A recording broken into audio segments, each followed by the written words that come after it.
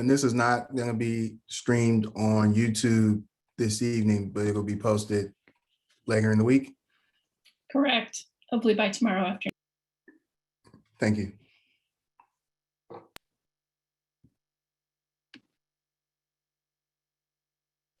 Oh, we're live now. Okay. Sitting here waiting to start. All right, I'm going to call to order the regular board meeting of Albany Unified Board of Education, Tuesday, April 20th. Can we get a roll call, please? Student Board Trustee Corzo Clark. Here. Excuse me. Student Trustee Audrey Mala. Here. Trustee Boyd. Here. Trustee Davidson. Here. Trustee Duran. Here. Vice President Doss.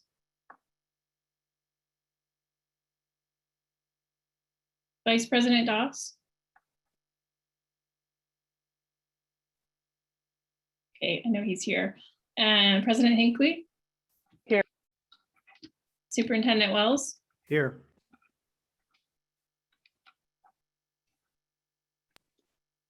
It looks like Vice President Doss may be reconnected. Okay. I'm here. Okay, Thank we're all you. here. I'll now say the Pledge of Allegiance. I pledge allegiance to the flag of the United States of America and to the republic for which it stands, one nation, indivisible, with liberty and justice for all. Can we get the mission and vision statement and meeting norms read, please? Yes. The mission of Albany Unified School District is to provide excellent public education that empowers all to achieve their fullest potential as productive citizens. AUSD is committed to creating comprehensive learning opportunities in a safe, supportive, and collaborative environment, addressing the individual needs of each student. Our meeting norms are to maintain a focus on what is best for our students, to ensure a safe environment for all views to be expressed, treating each other, staff, and the public respectfully, to endeavor to find common solutions to issues through collaboration without sacrificing one's beliefs in what is best for students, and to make a commitment to effective deliberation, each one listening with an open mind while others are allowed to express their points of view, even if one disagrees. Thank you. There was no action taken in our closed session earlier this evening. Board, can I get a motion to approve our agenda for tonight? I move that we approve the agenda for tonight's meeting. I second. Student Trustee Corzo Clark. Yes. Student Trustee Mala. Yes. Vice President Doss, we start with you.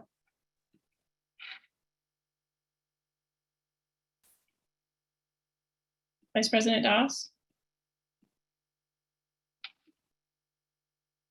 Okay, President Hinckley, I can start with you. Like, Yes, okay. Is that a yes? yes, Thank you. Trustee Boyd, Yes. Trustee Davidson, Yes.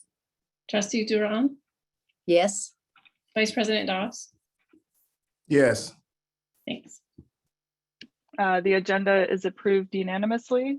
We will now move on to our spotlight on Ocean View Elementary School.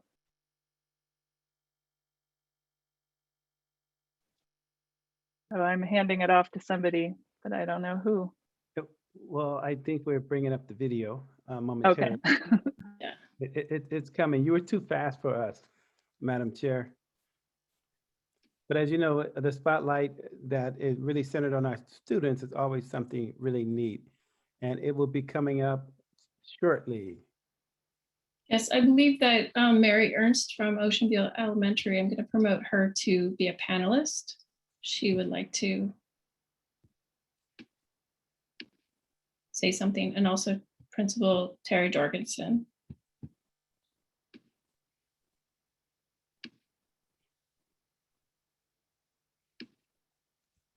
Whoops, Mary, we can't, there we go.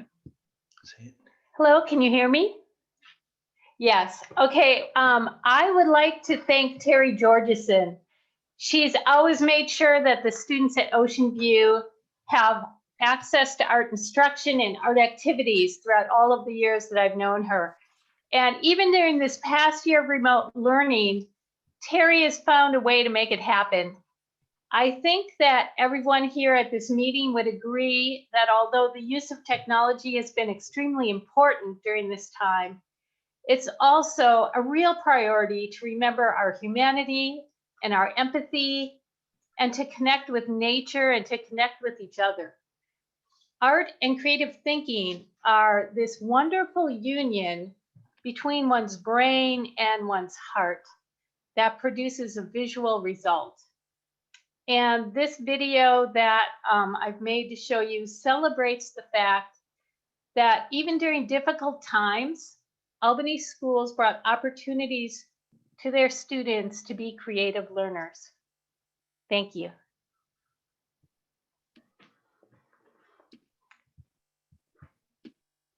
Do you want me to put it on, or Julie, will you do it? Here we go. Thank you.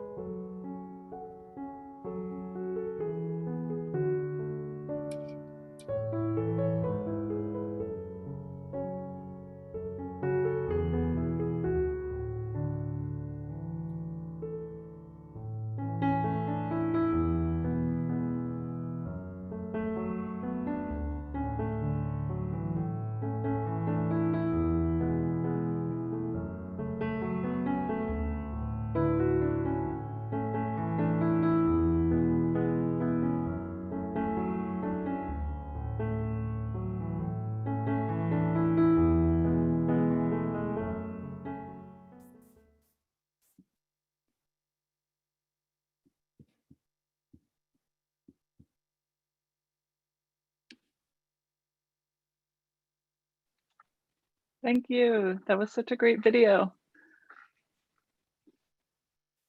One of the things we miss the most about being in buildings is seeing all the art. So this is the second time we've had the privilege of seeing some really beautiful art that our kids keep creating, and we really appreciate all the work you're doing to make that possible.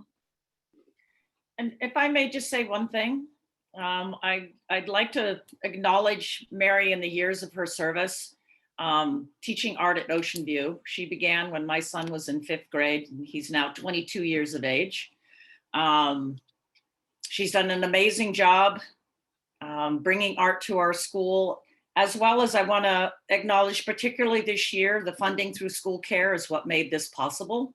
We knew that art would be something that our students would need as a way to cope with being taught remote, and realize much of this equipment and much of the tools used, Mary either had to figure out a way to utilize tools and materials that students already had at home, or a way to package them and give them to every teacher so they could be sent home. So the extra work and effort and thought brought into creating a program that could be done remotely, yet still giving kids hands-on experience, took a lot of effort, creativity, and collaboration. And Mary was instrumental in making that happen. So thank you guys for taking the time to view this presentation. She put a lot into it. Thank you so much. And thank you, Mary, for all the work. You all know my kids went through Ocean View, so I just keep bragging about it. So thank you personally, and also, from the board, very much, appreciate all of the extra work that has gone into making that possible this year.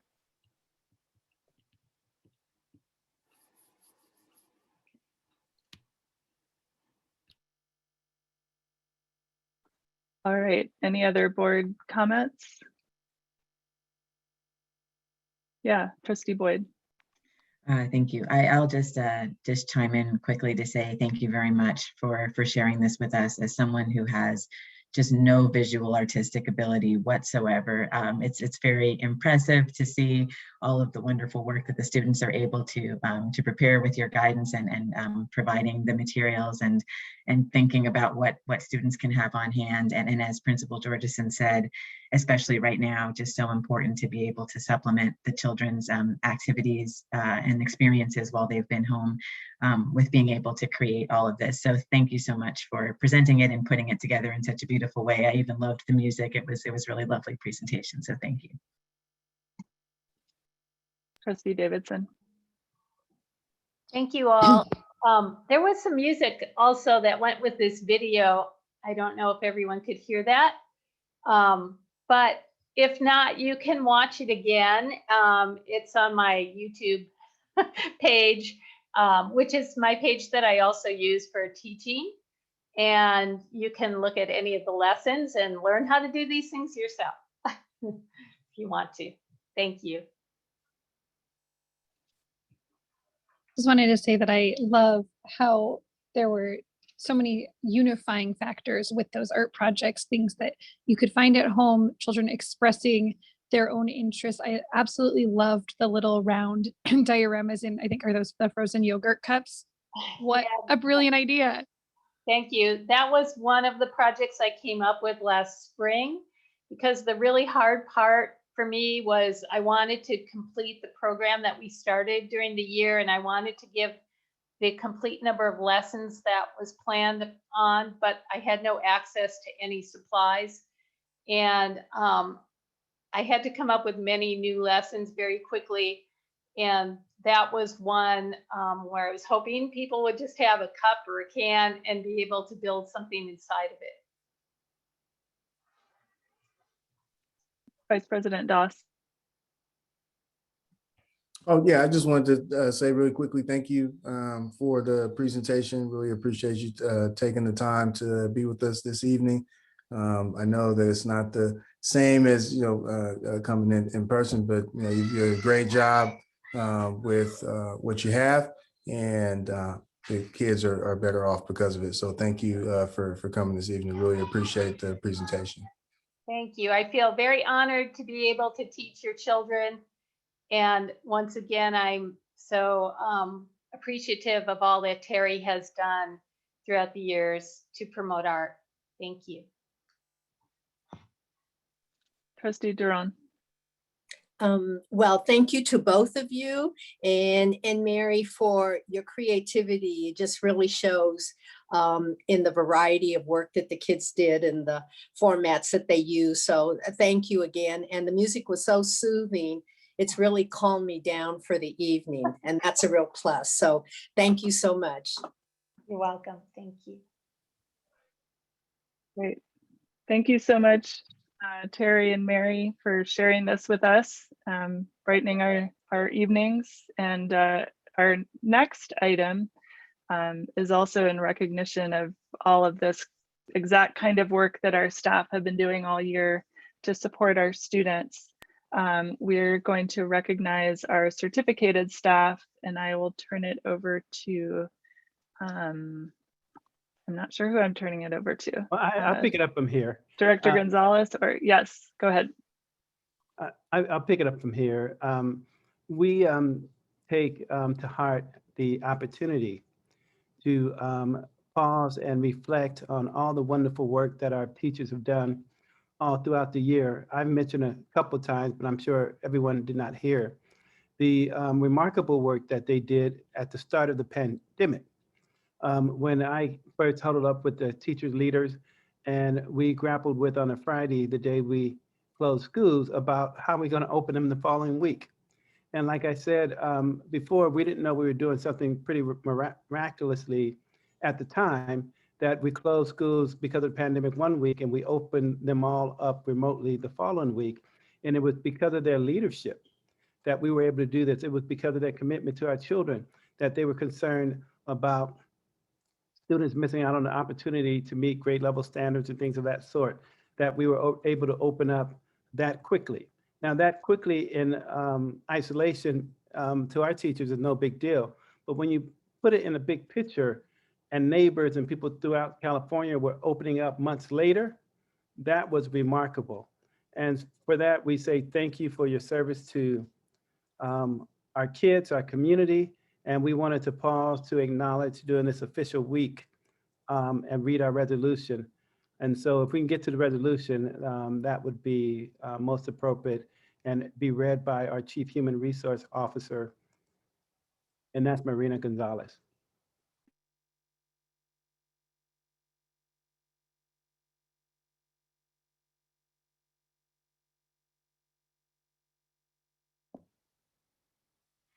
Thank you. Can we scroll down a little bit?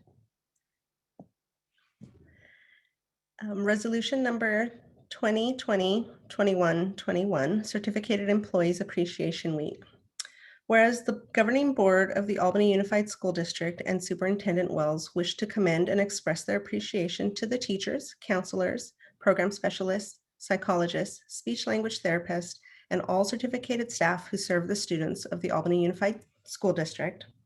And whereas the governing board and superintendent recognize that unique and highly specialized skills are required to meet the varied needs of the young people served by district instructional programs and are proud of the success that these programs have achieved. And whereas the certificated staff who daily touch our lives, our students' lives, have a tremendous influence on their hopes, aspirations, and future success, making each student capable of taking up the challenges of life and not only guide our students academically, but also instill morale and ethical values. Now, therefore, be it resolved that the governing board of the Albany Unified School District proclaims May 3rd to May 7th, 2021 to be Teacher Appreciation Week.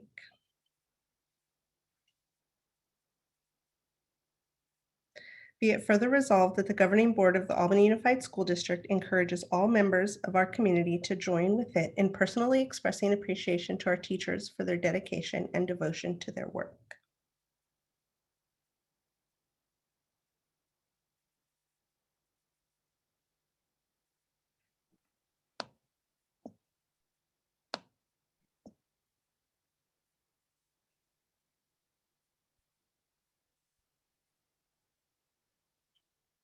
Anybody? Oh.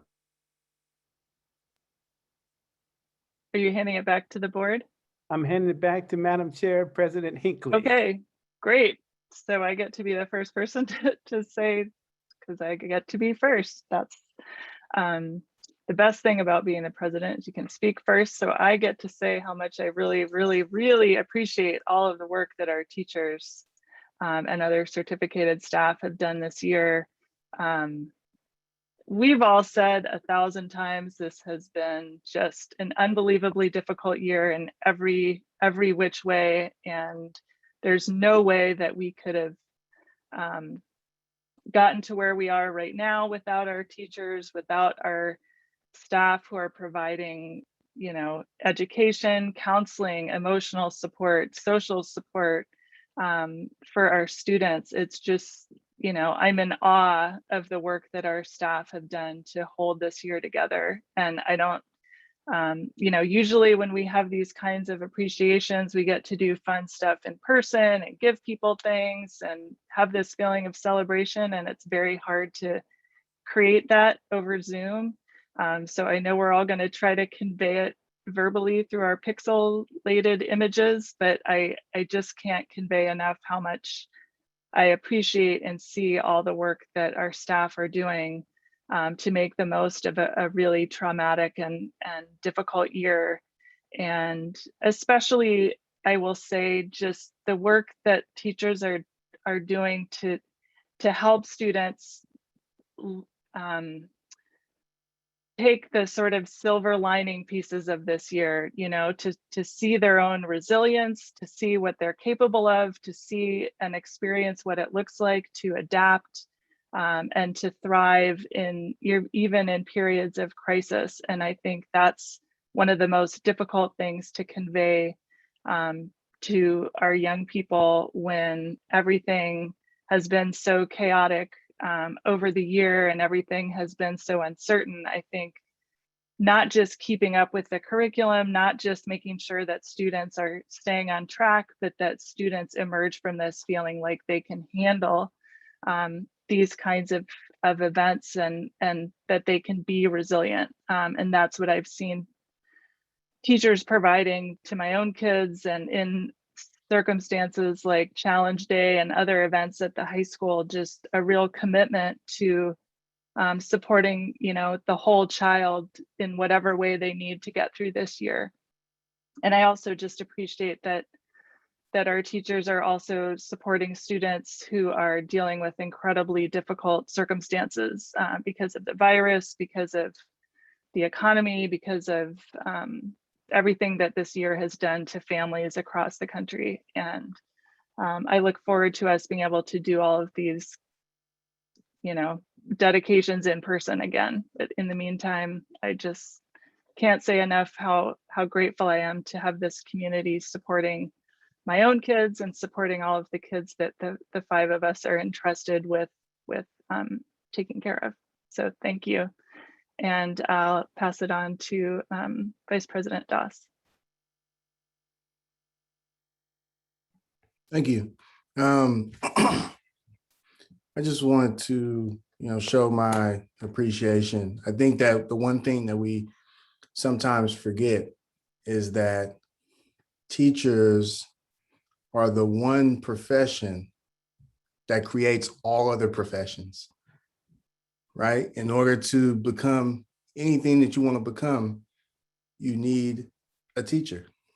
And so I think it's important that we take a moment to really think about that, think about how powerful that is, and think about how important that is and how entrusting you need to be when it comes to teachers and teaching. So this is a perfect time to recognize that because we have all this technology and all these advancements, but without teachers, that technology means nothing. And we can't really get the knowledge into the hands of the students without teachers. So we 100% should absolutely take the time to appreciate everything that it means to be an educator, from the district office all the way down. So thank you for all your hard work, long days, weekends, holidays. I know that the work doesn't stop, even if we say that it's supposed to. We know that it continues to happen, and that teaching happens every moment of every day.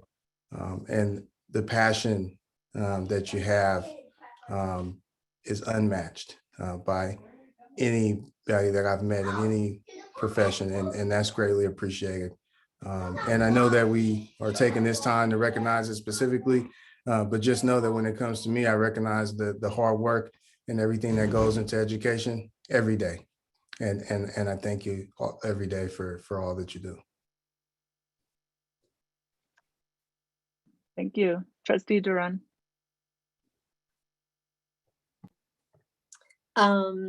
I just wanted to really follow up on what Brian said, in the sense that during this time of appreciation, I want to mention that I want to acknowledge your power as teachers and other certificated staff.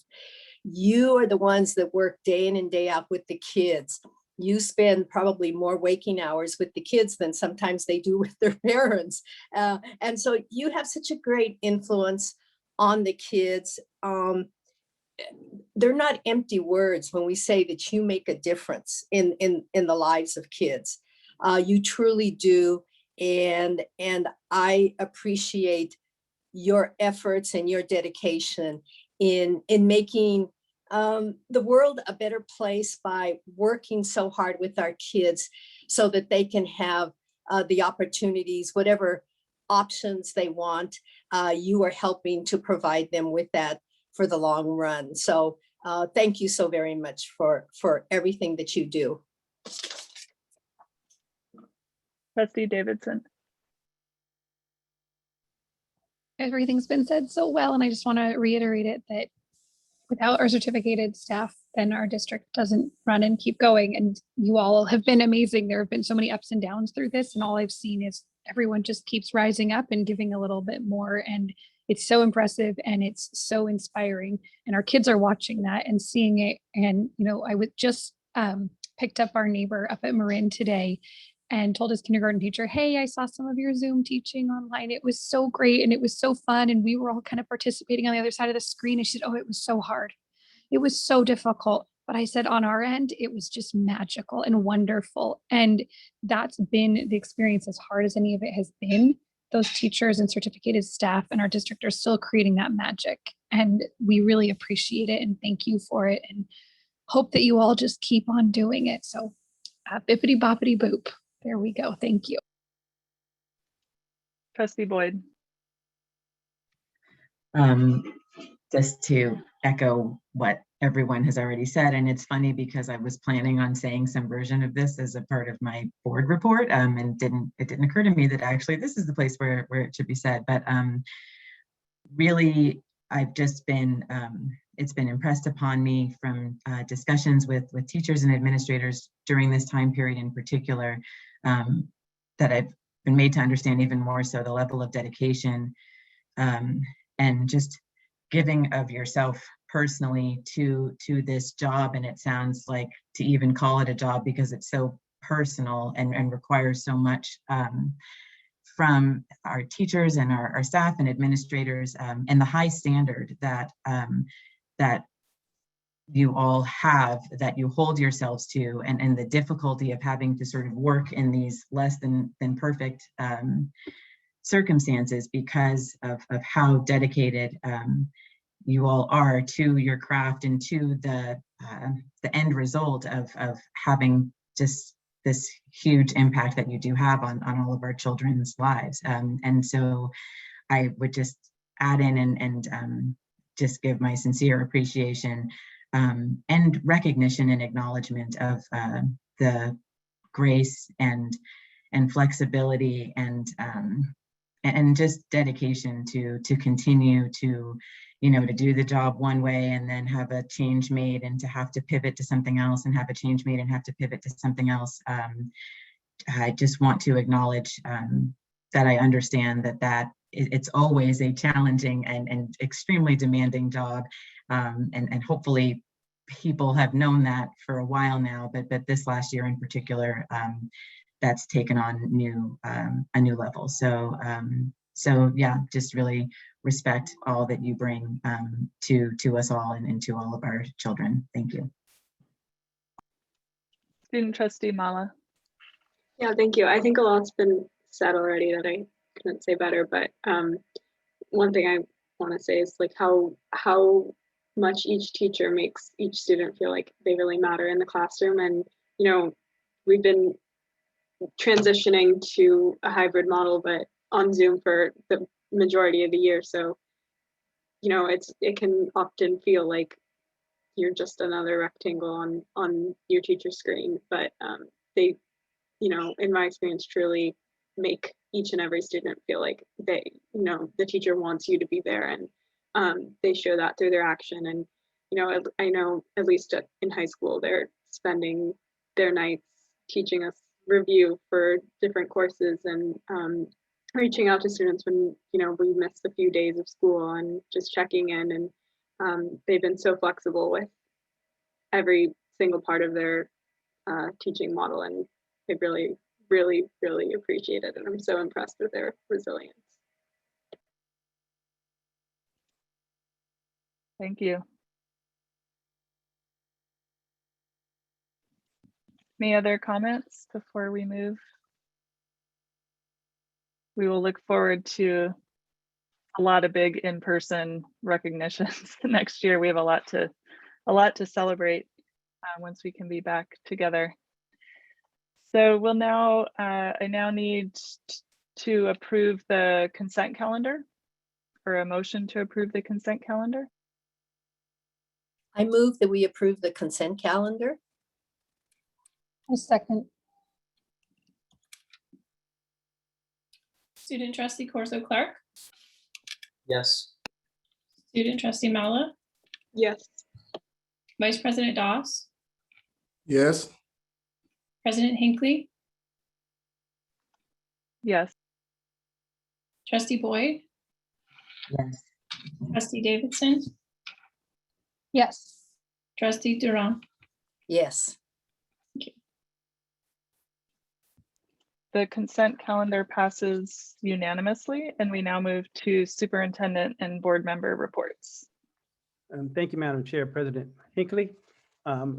It's it's exciting to talk about as we return this week from staff and students spring break. We return to the opening yesterday of the high school, which means now we have all of our schools open, and students are coming to schools at every level, elementary, middle, and high schools.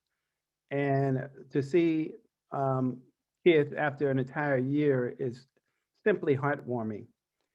And so it's, we have to be intentional about taking time out to appreciate and celebrate, because this work is really hard for everyone that's involved in it. And you know, sometimes folks are not so happy, and everybody's not going to be happy with what you do, but it's important that you take time off and applaud the good work that is done. And I think we need to pause and applaud this good work to have all three schools open, all three levels open, all our elementary, our preschool, our middle school, and high school. And that's time to really celebrate, because that was hard work. It didn't happen by accident. It happened through intentionality, a lot of hard work by all parties. And it brings a sense of great joy to see kids where they belong, and that's in school. So I wanted to highlight that. Next slide. Staying the course. Now, since we're in schools, we have schedules, and we're going to stay the course. We're going to stay with our current schedule. We're not deviating off of our current schedule. That doesn't mean we're not amending things and creating additional hubs. For example, intervention hubs, additional mental health hubs, additional mental health groups, and individual sessions by those kids who are in great need of that kind of support. So that is happening and occurring as we speak now. And the planning is taking place. Next slide. essential questions regarding opening schools update. We wanted to provide at every meeting up until we get to opening schools, reopening schools update. And today we don't have much of an update yet, but we will. And we have on the agenda some updates and the board approving a number of scenarios about the fall. But in the meantime, we have some essential questions, thanks to one of our school board trustees, that we wanted to answer publicly. And I'm going to ask someone to help me out. If Trustee Mala would be so kind to read the question, and I could read the answer. Can we tag team like that, Trustee Mala? Sure. Will there definitely be a second opt-in for elementary and high school? If so, when will that opt-in begin, and when will in-person school be available for those students? And is the middle school second opt-in still moving forward this week with in-person school becoming available in the first week of May? And thank you for that answer. Approximately 25 middle school students who originally selected remote learning opted into the hybrid model beginning Monday, yesterday, April 19th. The elementary sites are planning to provide opportunities for students to opt in to in-person instruction on a case-by-case and space available basis. Students in need of academic supports will be prioritized. So what does that mean in short? For those who are remote and want to opt in, I will encourage you to contact your school site principal, and your principal will work with you about what the options are. Next question, essential question. At AMS, is there a possibility to switch the cohorts halfway through this semester so that students who have only been meeting particular periods in person can switch and meet the other periods in person? This is especially important for children who are having most of their academic classes remotely and have PE, band, choir, etc. in person. Answer, due to time constraints and family child care arrangements, it may not be possible to change student schedules again before the end of the school year, with about 7 weeks left to go. At this point in the school year, site staff are focusing on fall reopening efforts. I'm looking forward to opening up in the fall fully. Ms. Shin, we have to move it up.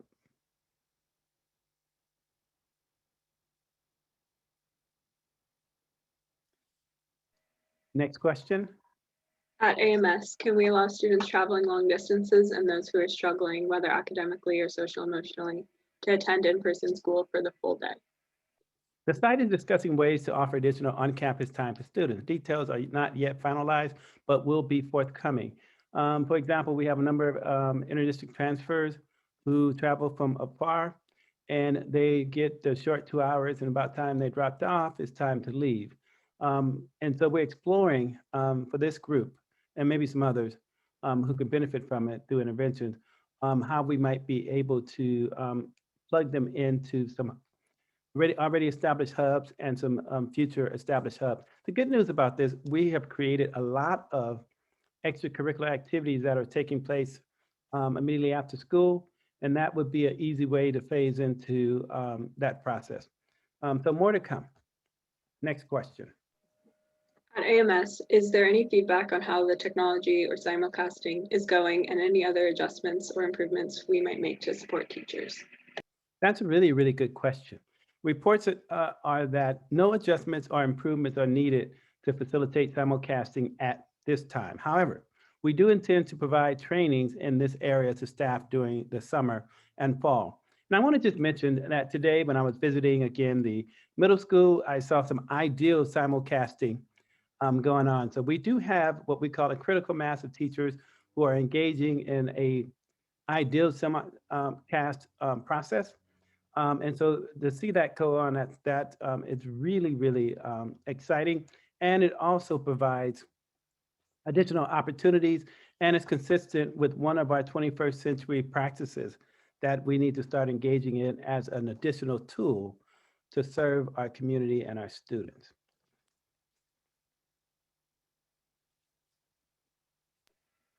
Is there an update re the mental health hubs at AHS, and when will those be starting if they haven't already, and the capacity? We have ongoing caseloads and working on expanding more drop-ins and group counseling. The capacity is based on staffing and the number of interns. We intend to make sure we have adequate staffing, and this may mean hiring an additional mental health person. As for now, we are covering the ongoing caseloads and working on expanding walk-ins and mental health groups. What is the status of the fall reopening task force? When will those meetings begin? Good question. Currently, membership information is being gathered and invitations will be sent by the end of this week.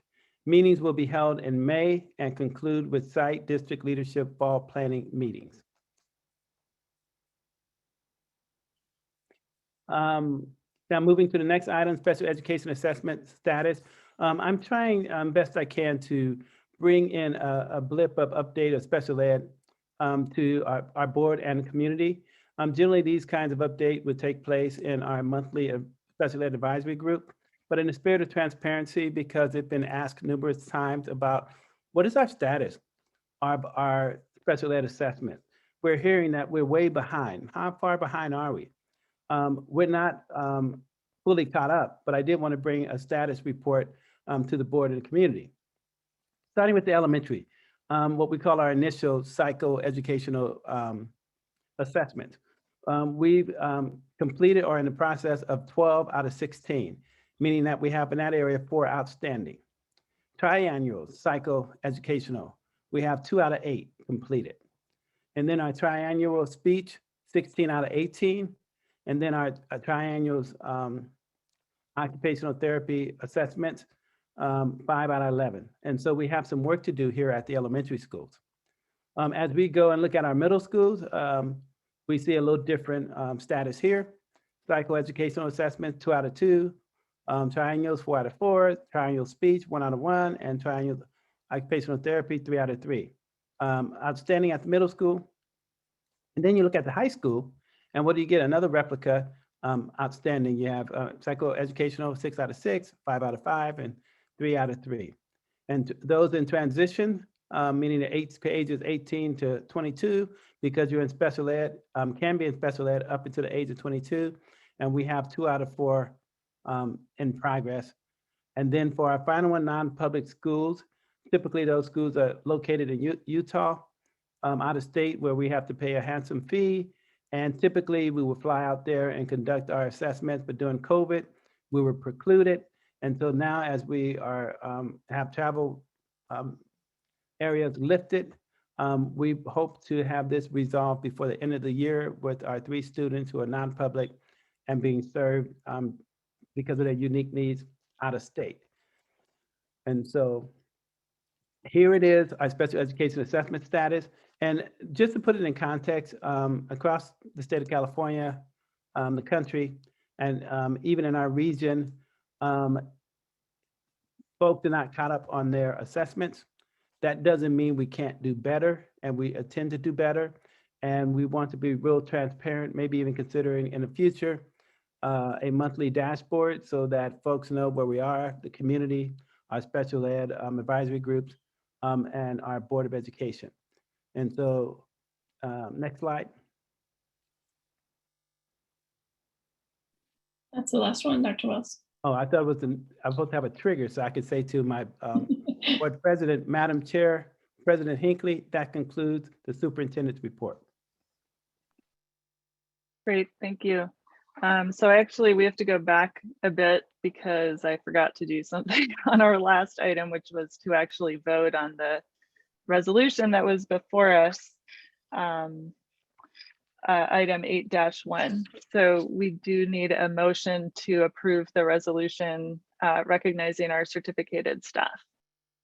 I move that we approve the resolution recognizing our certificated staff. Second.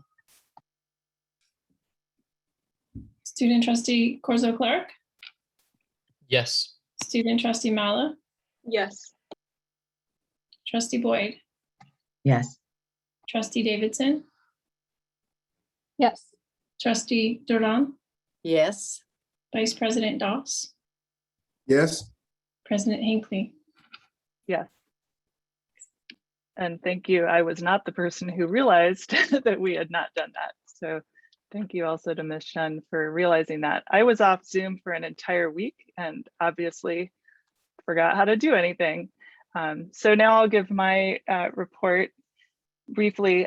So two quick things. One, as the board members know, I think we have the opportunity every few weeks or every month to meet with to Zoom with the superintendent of Alameda County and the public health department in our county, just to hear updates. And the last call before spring break gave some helpful updates about discussions around the fall and planning and expectations for what might be coming from the state and county as we move toward the fall.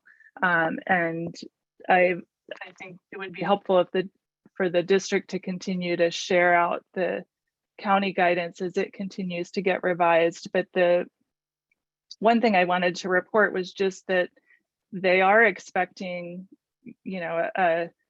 to be able to support districts and schools in opening full time in the fall, as everyone's been talking about, as we've been talking about.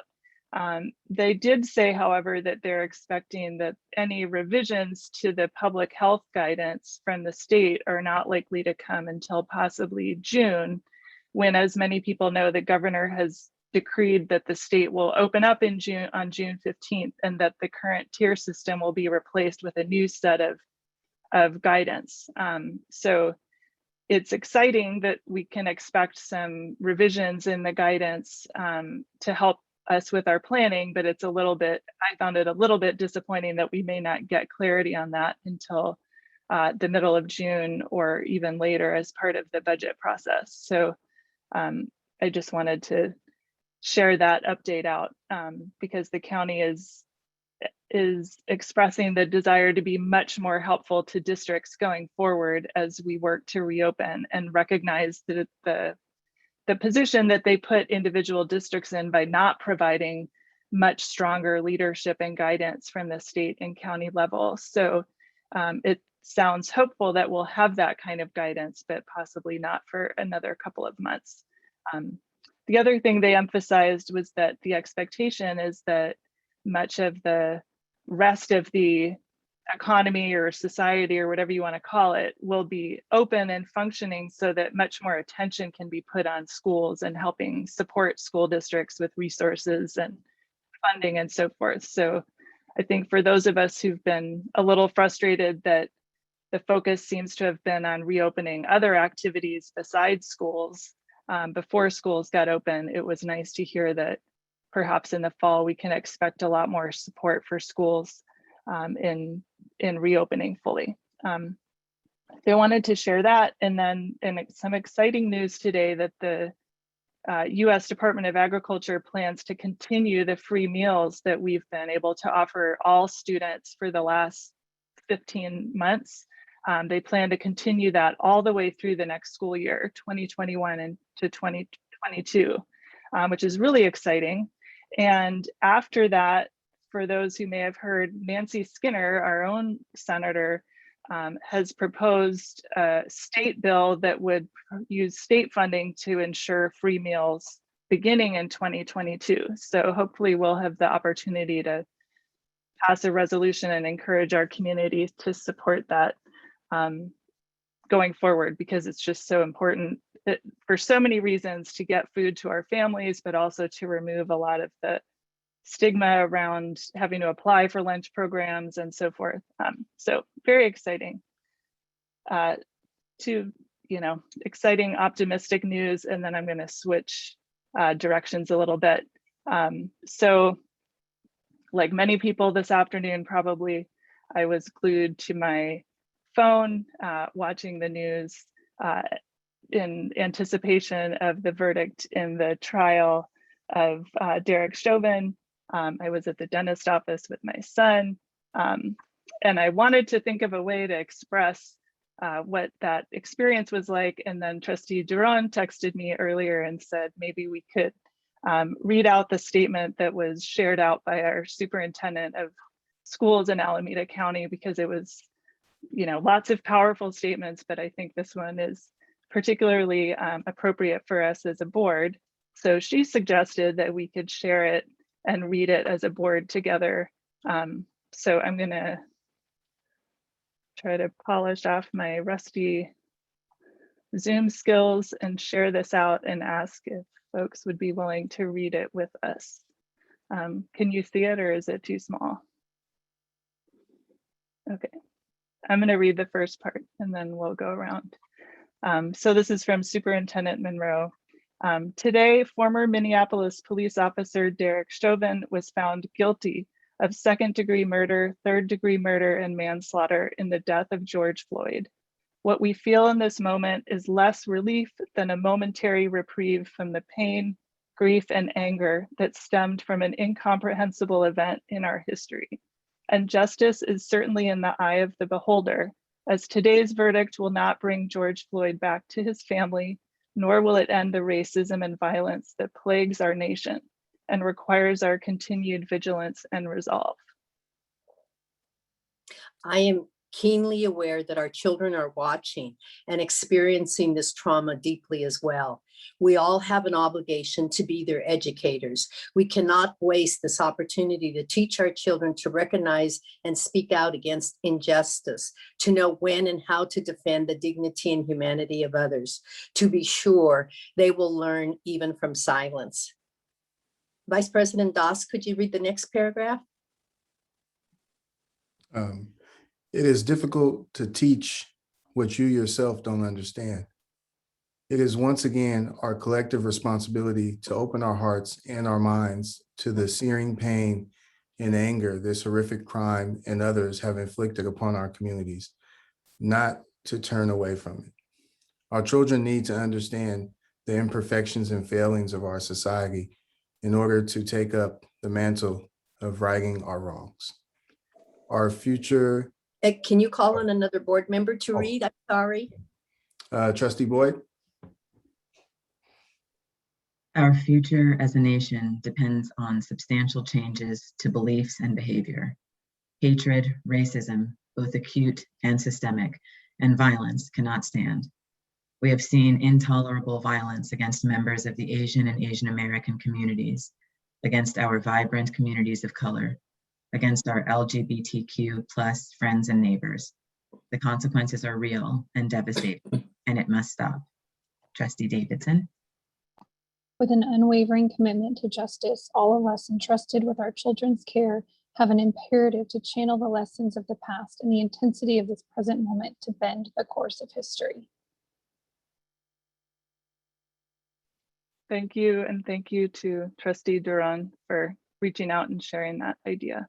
That is my report for today. I just feel compelled to just reiterate that that is such a powerful statement. And I want to thank you all for pausing to acknowledge something that adversely impacts our community. And as an African-American male who know the deep-seated roots and experiences of these kinds of events, and to witness them repeatedly throughout the years and every year, this is a sad, painful reminder of the struggles that our children who look like me may be subjected to, and for this board to be big enough and courageous enough and bold enough to read such a powerful statement that exemplify their disdain in this kind of treatment of anybody makes me feel like I'm in a special place. And I want to thank you for that. It means a lot to me. Thank you. It is a special place. I will just say it's when you have these rare instances of what we might call something like accountability, it just draws attention to the lack that we've been feeling for so long. And I do take to heart what this statement says about the importance of our roles as educators and as being entrusted with this district to take seriously the responsibility of using, of giving our children a different world. And, thank you for sharing your thoughts on that, Dr. Wells. Vice President Doss. Thank you. today has been just like a lot of emotion, and I wrote something down, and so I'm just gonna read it because my wife was like, "Don't spend 30 minutes on your board report." And I was like, "All right," so I wrote it down. She thought it was a taser. A white lady said he whistled at her. Those Skittles looked like a gun. He was sleeping in his car in the drive-thru. He maybe tried to use a fake $20 bill. That cell phone looked like a gun. She left her front door open. He was selling loose cigarettes. That pill bottle looked like a gun. He was sitting on his sofa eating ice cream. She failed to signal a lane change. He was jogging. He was walking down the street with a friend. He was selling DVDs and CDs. She was sleeping in her own bed. He was in his grandma's backyard. Those sandwiches looked like a gun. He was unlocking his own front door. He had an air freshener. Those all are normal things that people do throughout the day. But for those individuals, they were a death sentence.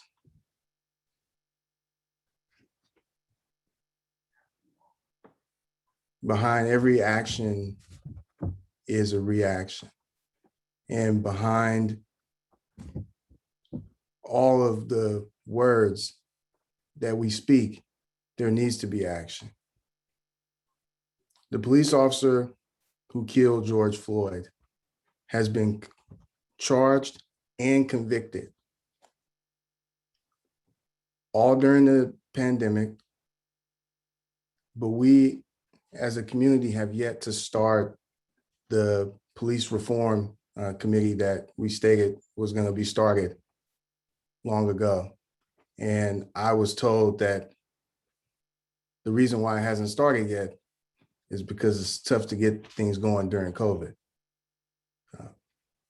But we are able to get things going during COVID. COVID does not stop us from getting things done, things that are important. And maybe this is not important for everybody, but it's important for me because I have 3 daughters who, if I am eating my sandwich the wrong way, or if I have an air freshener in my car, or if the Skittles I pull out of my pocket don't look right to that officer, might not have their dad. So the time for change can't wait for when it's convenient. It can't wait for vaccines. It can't wait. We have to continue to move forward. And today is an example of what we can get done if we get out and get it done. We went out into the streets as human beings and moved change. We made it happen. We need to continue to make those things happen. We need to continue to move the needle. We need to continue to push things forward. And we can't let COVID or anything else stop us from saving the next person whose cell phone looks like a gun or who's sitting on their sofa eating ice cream. They can't wait to figure out when it's convenient. So I just wanted to say that and kind of keep that on the top of our minds as we kind of talk about, what happened today. The family has said it, they said it best, that they are happy with the outcome of the trial, but that it's not going to bring George Floyd back, but that the change that comes from his death will make it to where the next family doesn't have to mourn the loss of their father, their uncle, their brother. And so I just wanted to say, to make sure we keep that at the top of our minds as we move forward. And that concludes my board report. Thank you. Thank you. Trustee Duran. I think this is a good segue because Brian has talked about the future and the steps that, what do we do in the future to address this? And President Biden also said today regarding the verdict that it's a rare but giant step toward the march toward justice in America. And I reflected about, well, what about here in Albany? What steps are we taking for justice? And there actually are steps being taken. So I think it's positive. For starters. Teachers have focused professional development days on racism and anti-bias training for, I believe, at least a year now. Tonight, we have another example of taking a step forward in this work for social justice with a presentation around dawn. With respect to that, a fundraiser banner for the Diversify Our Narrative student group was just posted yesterday at Solano, at 1200 Solano, corner of Solano and Cornell. Thus far, the group has raised $8,500 for new books and media to diversify AUSD's materials, but their goal is $20,000 this year. They have a high mark there. The banner event has a QR code on it, so you can walk up to the banner, scan it, scan the code, and make a donation on the spot. And the last thing I'd like to mention is because the board's next meeting is not until May 11th, I wanted to read aloud a flyer that has been sent to all the schools. May is API Heritage Month, and the API Parent Engagement Group has prepared a fun lineup of cultural and educational events throughout the month of May. Come learn about our rich, diverse cultures. Everyone is welcome. The activities range from learning about hula, kung fu, and Bhangra dance, as well as folding origami and learning about Tibetan prayer flags. The final activity on May 27th is an API panel discussion on speaking up and sharing our stories. So I think we have started in Albany. We certainly have a ways to go, a long ways to go, but I feel positive that we've at least, there are steps that different people in the district in particular are taking to address social justice here in Albany. Thank you. Thank you. Trustee Boyd. Thank you. Two things. Firstly, I just wanted to quickly let members of the community know, since some had asked when they saw the agenda, that on all the future agenda meetings through at least until the end of the year, that school reopening will be an item on the agenda, so that we have a designated time to discuss, and folks who want to comment can comment, and we'll be able to respond to those. So just wanted to say that. And then about the verdicts that were issued today, which I certainly could not celebrate, but brought me some relief. And just the fact that I, like so many others, was sitting on pins and needles with, kind of a clenched up stomach, waiting to see if our criminal justice system was just going to be made a mockery of yet again. It says something that, with the sort of evidence that was available here and lack of any type of explanation for how that evidence could show anything different from what it clearly shows, that even despite all of that, so many of us were still sitting worried about what was going to happen, that it wasn't sort of a foregone conclusion. I appreciate many that I've seen today who are clear to distinguish this as not justice, because George Floyd is dead, and so many others who look like him, who look like me, are dead. But that, as I think President Hinckley said, there is accountability in this one instance, hopefully an indication of more to come.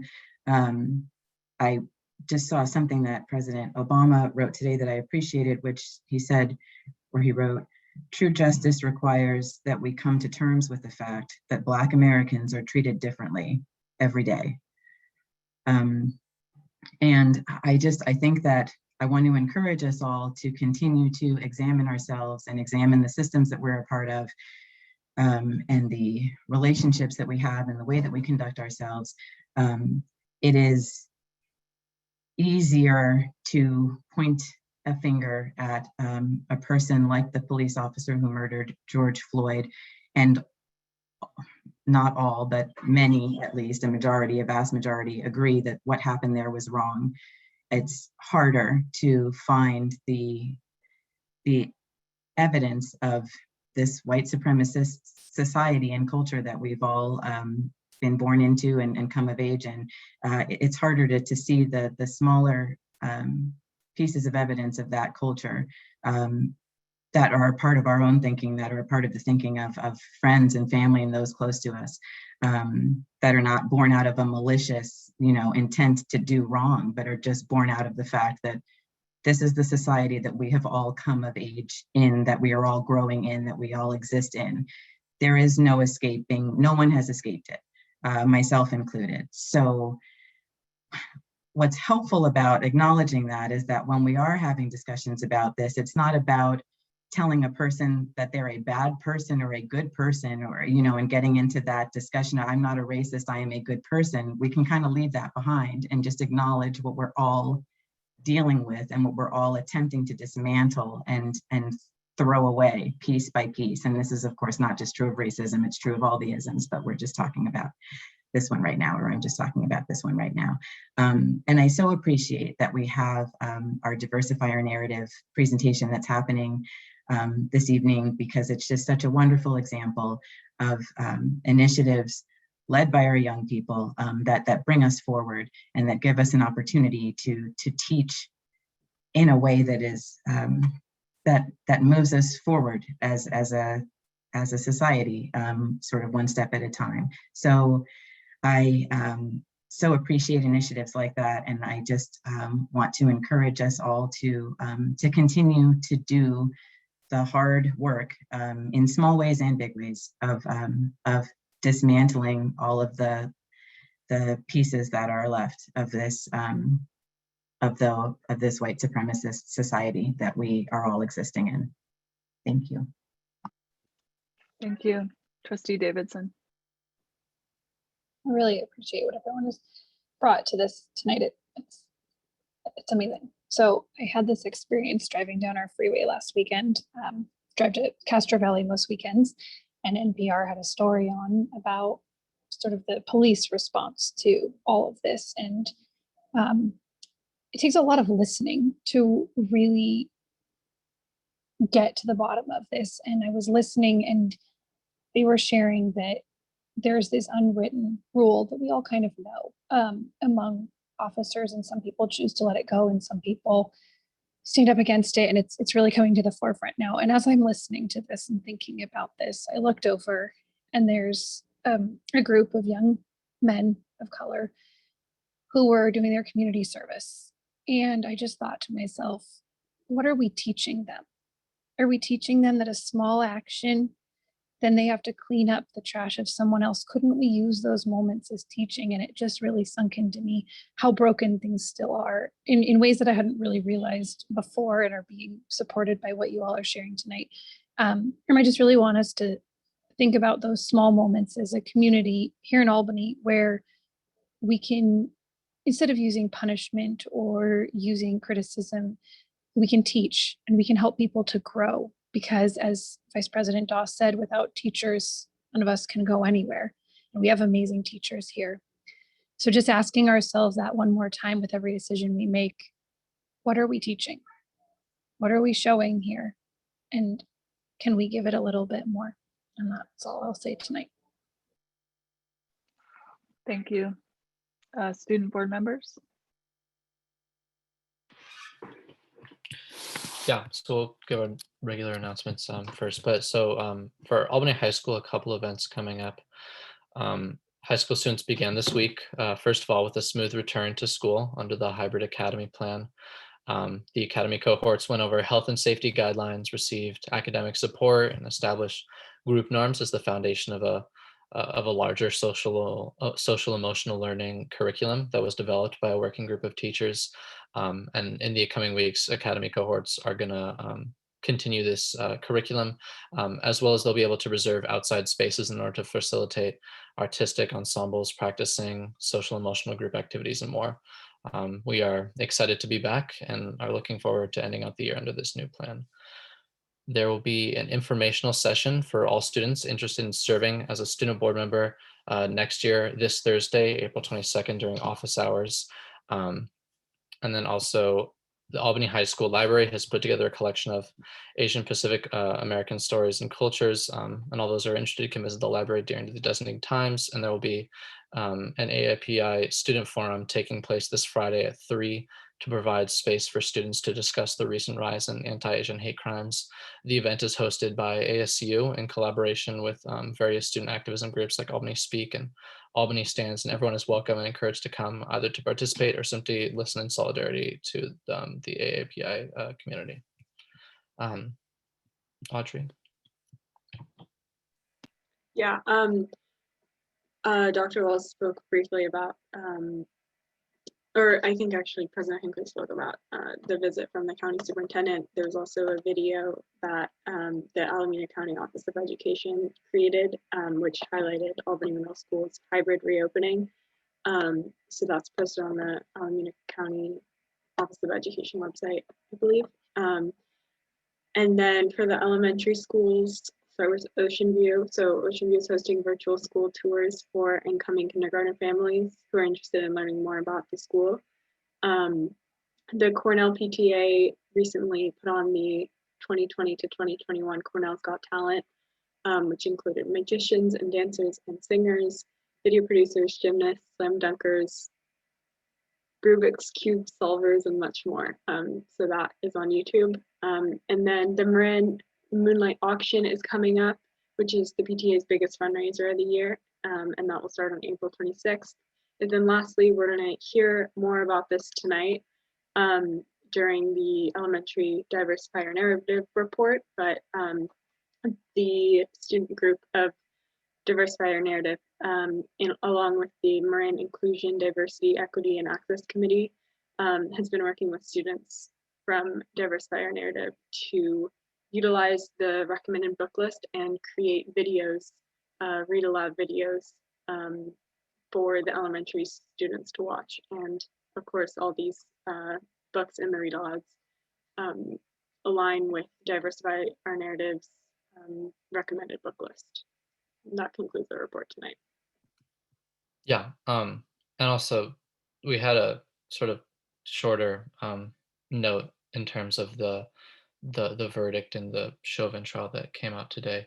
You know, I was watching this live with some friends, and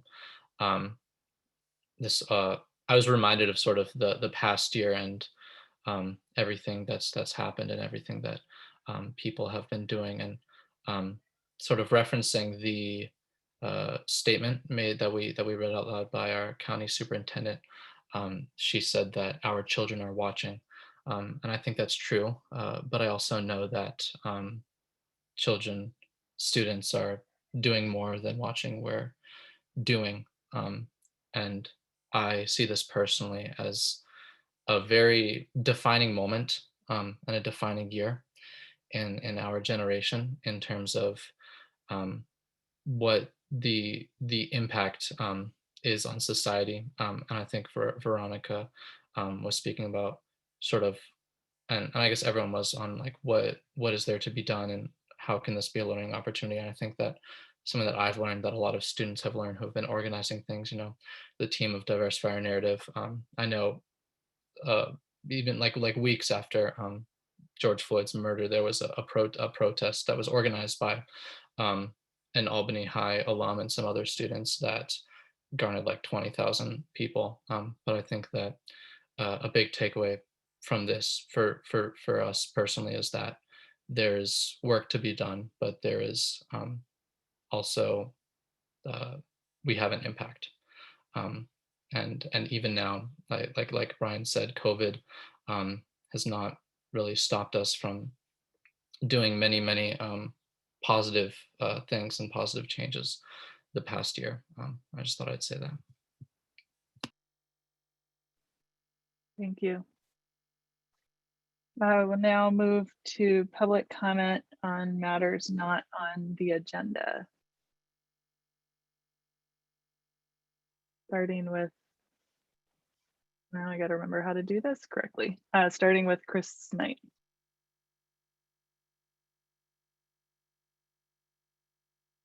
You might be on, there you go. Okay, Now we can hear. great. Dear board members and Albany community, ATA has a short statement tonight, just a few things. First, ATA applauds the verdict rendered today. Our members were heartbroken over the murder of George Floyd, and this small bit of justice, while still far less than necessary, is welcome. Second, we want to thank Director Borrego, CBO Kim, Director Ritchie, Assistant Superintendent Williams, Superintendent Wells, and Principal McNally, as well as our fabulously hardworking custodial and maintenance staff for their hard work preparing the high school for in-person instruction. It's been a joy for the high school teachers to see some of our students in person again. Through the dedicated work of our teachers and district staff, Albany has all schools open for in-person learning. Finally, after all we've been through this year, we hope we can give these schedules and systems we've just established a fair shot. Albany students deserve our best. Establishing some stability and consistency right now will go a long way towards making sure that they get it. Sincerely, Chris Knight and Stephen Naif, ATA co-presidents. Thank you. Aileen.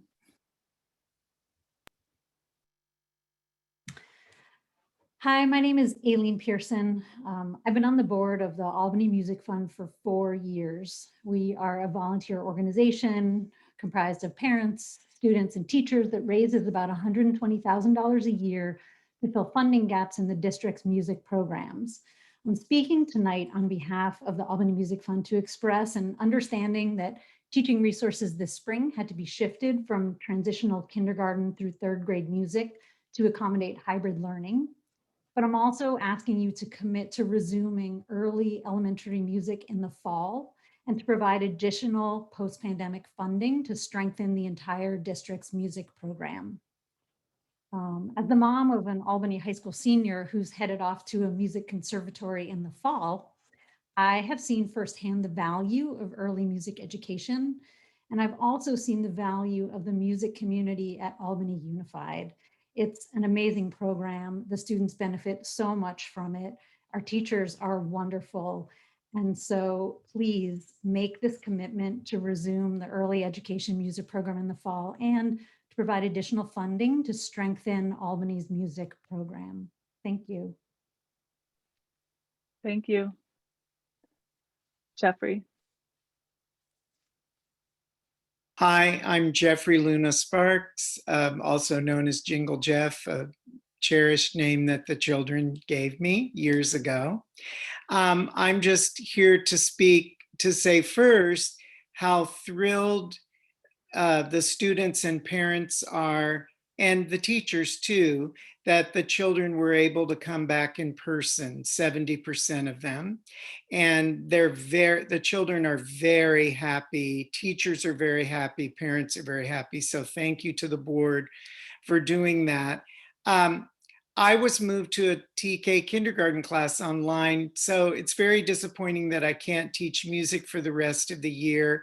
The decision was made so quickly that I didn't even get to say goodbye to my students, which is an issue for young children if you don't get to say goodbye.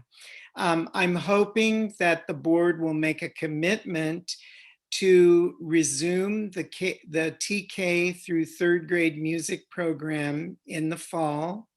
And also want you to know that we have been actively looking at our materials and we're eliminating any songs that are racist, and we're adding many Black composers and Black musicians to our program to support anti-racist teaching.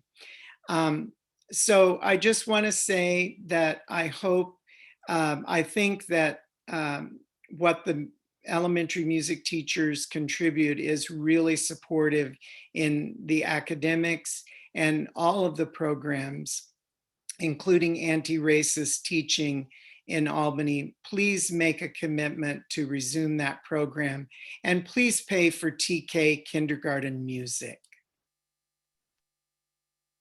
Great, thank you.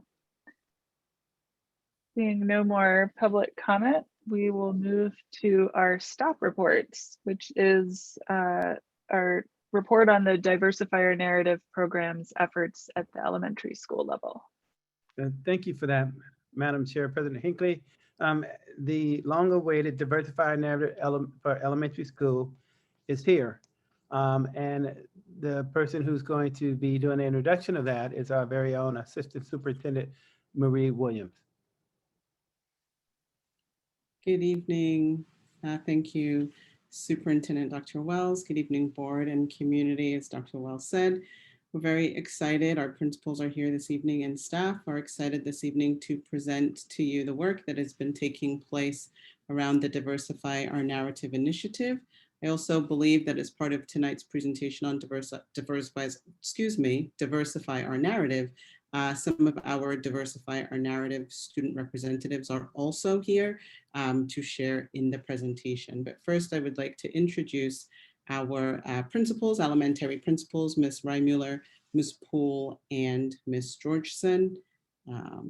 And I believe at least one of our teachers is here, Ms. Child, who's a third grade teacher at Cornell. So I will hand it off to you folks. Thank you very much.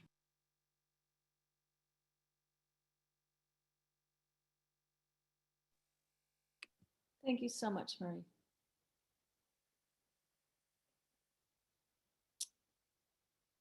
Wondering if Julie's going to put our presentation. There we go.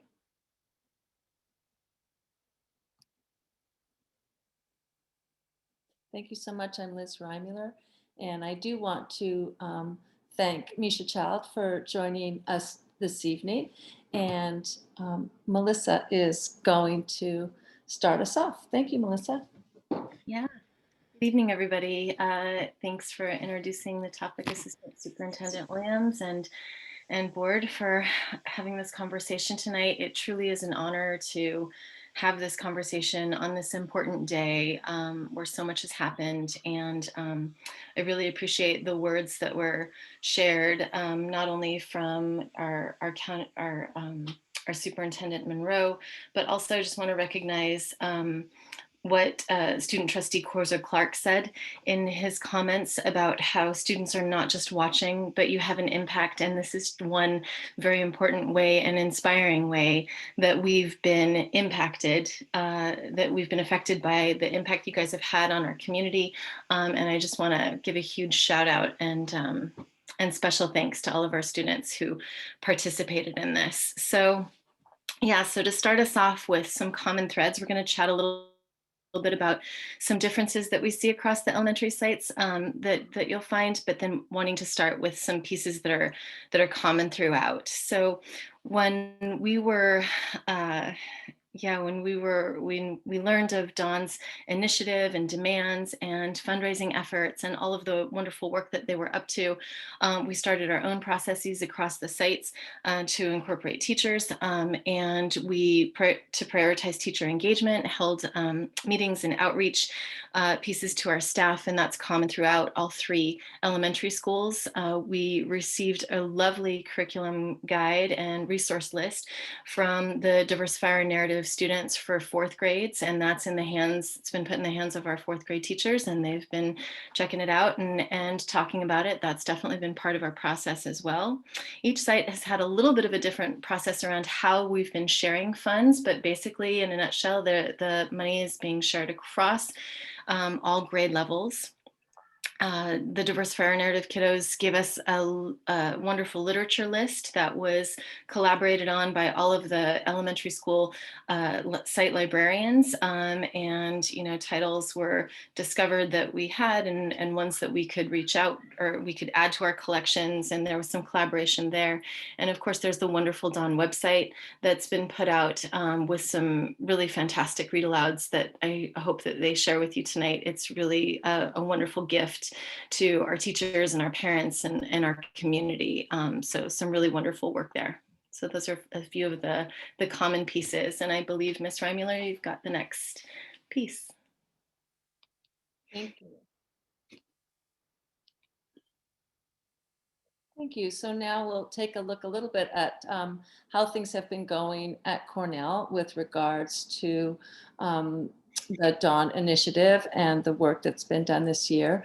I wanted to start with a statement that the Cornell staff is and has been dedicated to decolonizing the history curriculum. And this work is ongoing, and we welcome the opportunity to collaborate with the Dawn students.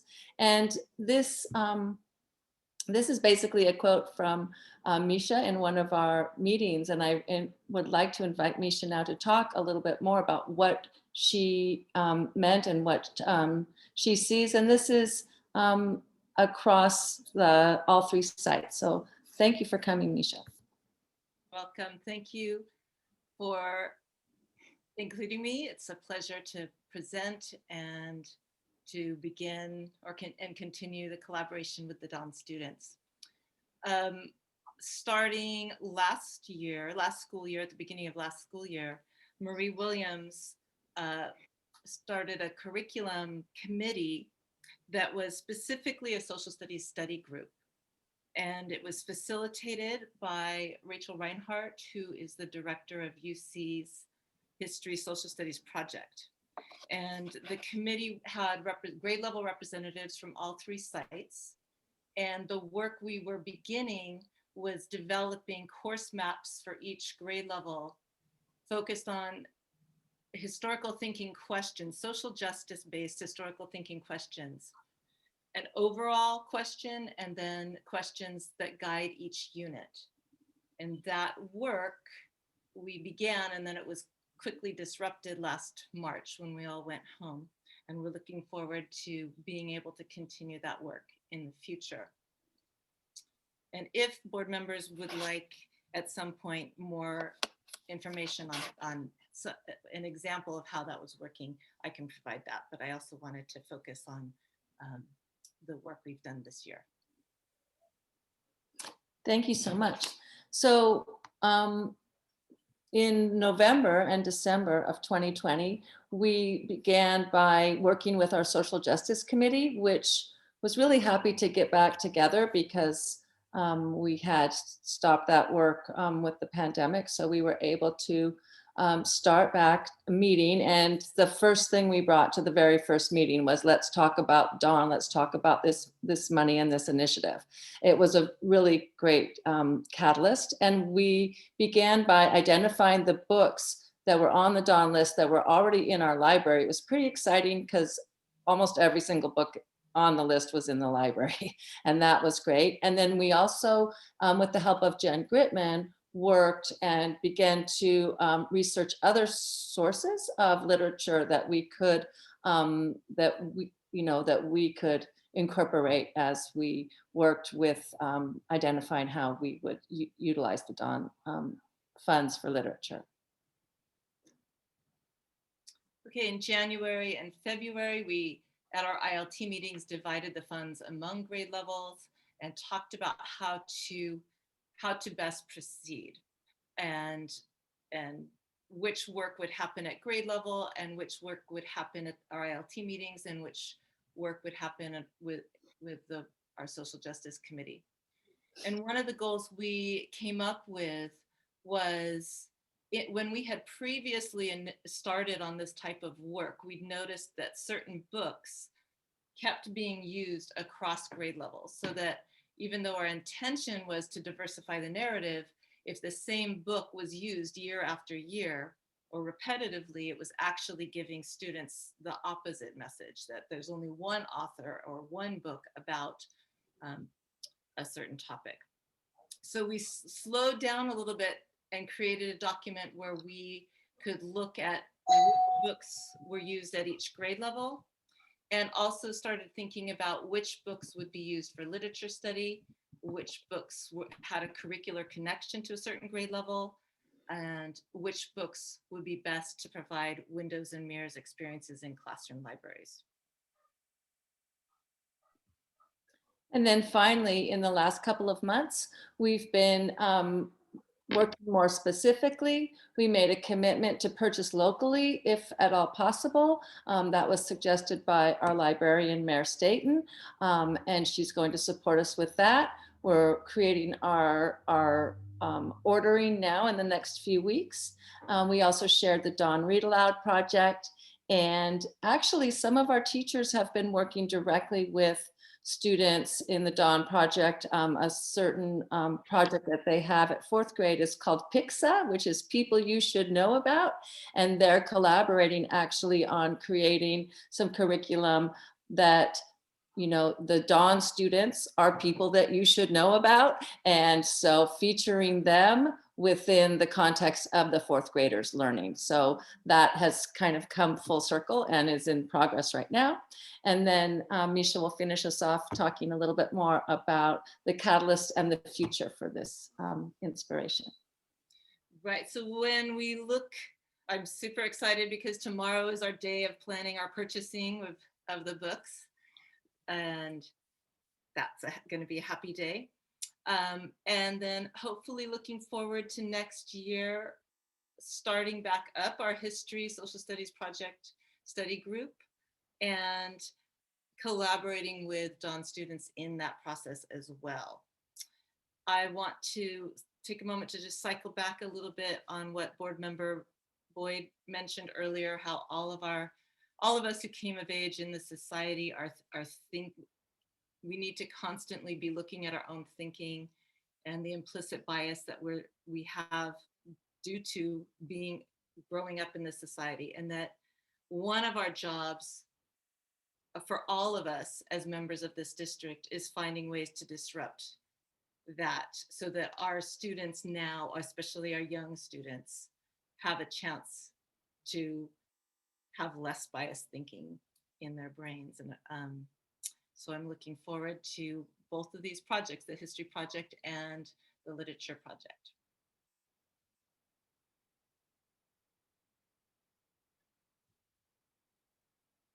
Now we're passing it on to Melissa at Marin.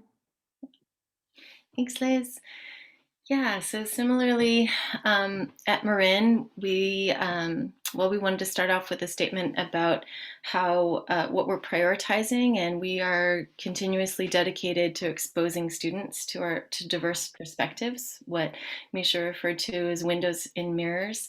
That's some language that we've been using for a few years in Albany, and it's something that really helps us analyze the work that we do. And we've been really pleased to collaborate with Dawn students and our community as our work continues.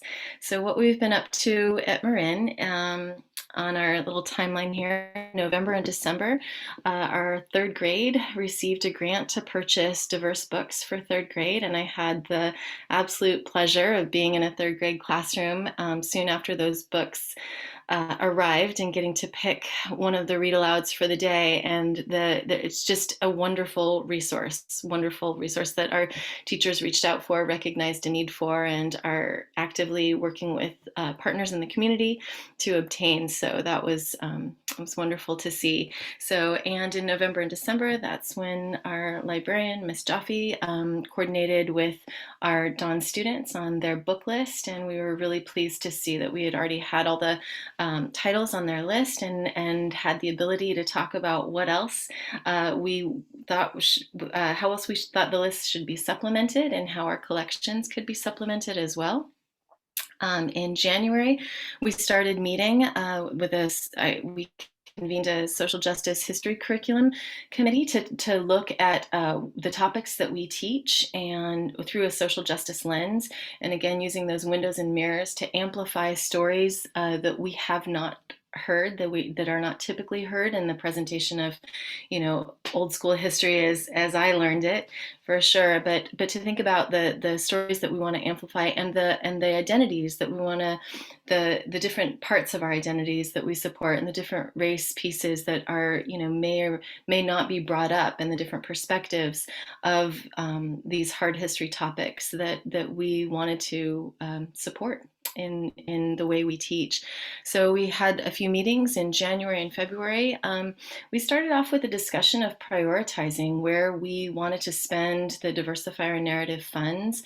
We talked a bit about, do we want to spread the money across grade levels equally? Do we want to target a grade level who's particularly challenged by some hard history topics or ways in which they present the curriculum? And those discussions are ongoing for sure. And also in January, we had our annual diverse book giveaway. This is a wonderful project. This is the third or fourth year in a row. This project has happened at Marin. It's funded by our Marin PTA and coordinated by our Marin Idea Committee. And what we do is pull together a list of diverse books, and we partner with Pegasus on Solano Avenue to provide these examples of some of these books. They're made available to teachers in our library, and they get to pick 2 to 3 books every year to supplement their classroom collection. That's something, again, that the Idea Committee coordinates and that the PTA funds, and it's something that we greatly look forward to each January.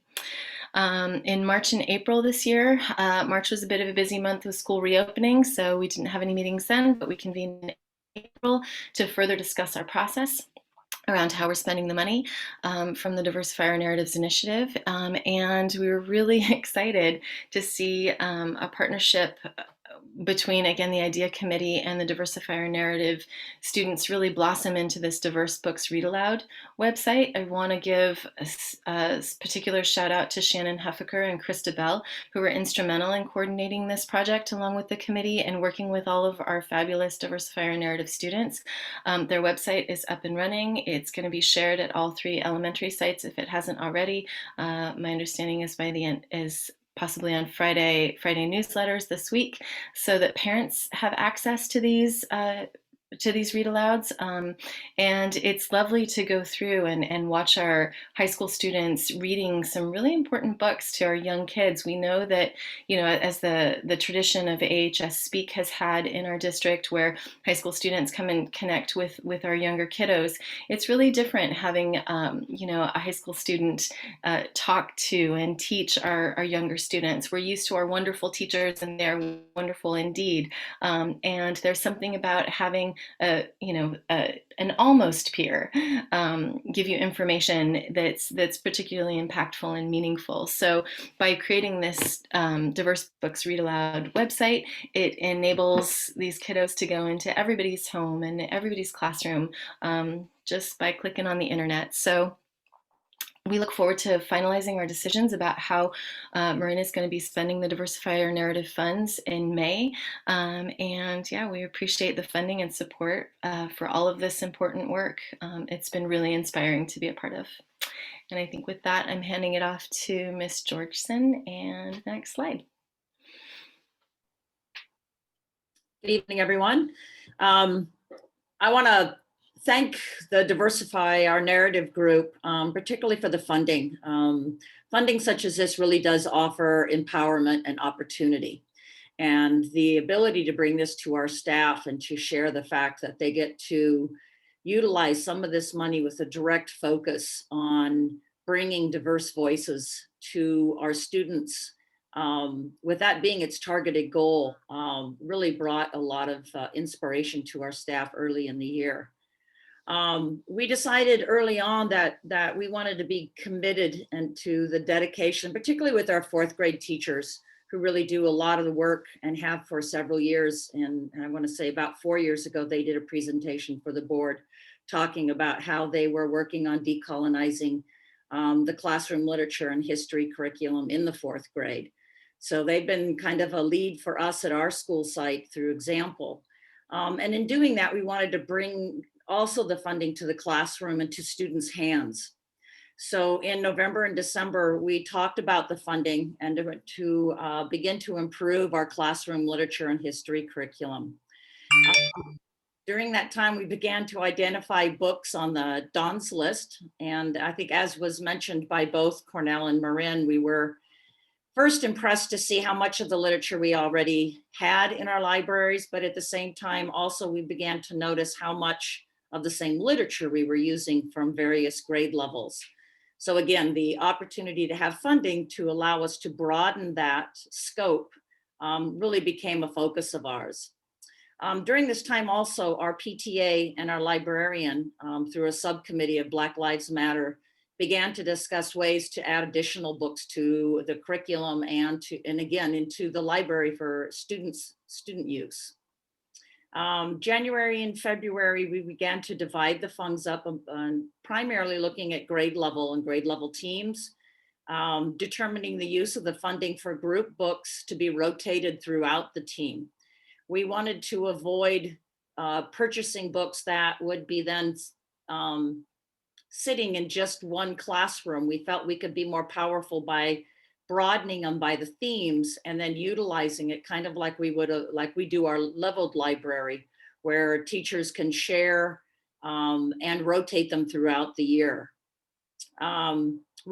We also, in our ILT or our leadership team, we began to discuss these options and what might be some other options that maybe we hadn't thought about, and began to review that. It was exciting to see in March and April, both our librarian and grade level teams have begun the purchasing process. I've got 2 grade levels that either finished their purchasing process or have begun to complete their purchase orders. We will probably use the time through the end of May to continue this process. But what I'm probably more interested in, rather than spending the money completely by the end of the year, is to make sure that we have a good plan for the money, to make sure that, as I've heard, I think Misha talked about it, as far as articulating through the grade level, what are some themes that we can utilize, and make sure that we broaden this literature. So I'm excited to see this work continue. And I know my staff, in such a hard year, when such isolation, to be able to be given such a gift that allows them to improve probably the thing they enjoy the most, which is bringing literature to students and sharing that literature with them. So I kind of bring it back by saying I appreciate it. And then I think there's one more slide that we'll end with.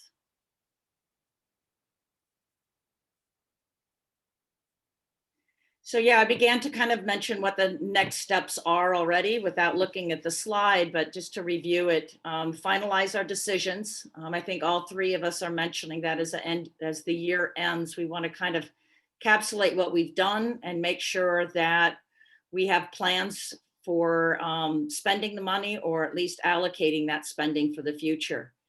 We also want to make sure that we continue to identify curricular areas for Dawn, example, the Albany and 3rd grade project. I know there's a lot of excitement there.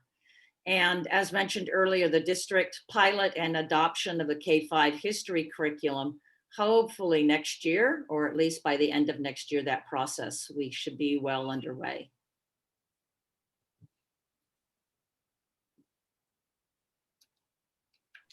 Thank you, principals, for that presentation. I did just want to make one point of clarification, and this is in regards to the conversations about Dawn funds. So if you will remember, at the beginning of the school year, at our first meeting, I believe it was, our Dawn students came and presented their demands.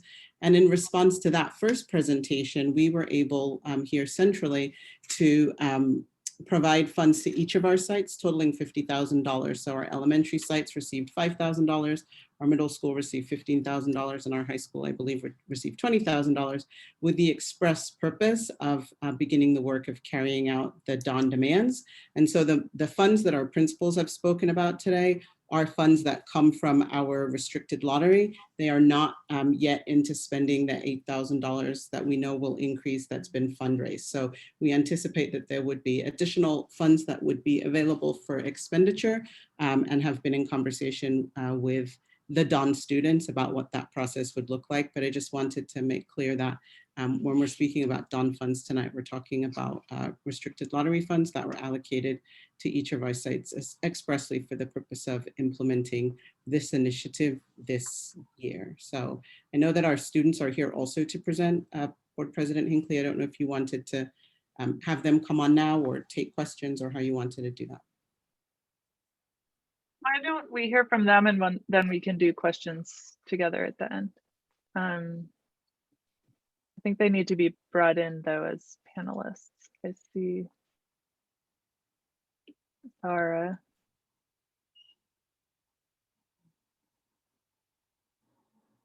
And Julian. There you are. All right. So yeah, go ahead, students. Yeah, hi everyone. I'll just start by saying thanks so much for having us on this meeting. We really appreciate having the opportunity to present to all of you again. And yeah, that being said, let's just jump right into our presentation. So I'll share my screen really quick.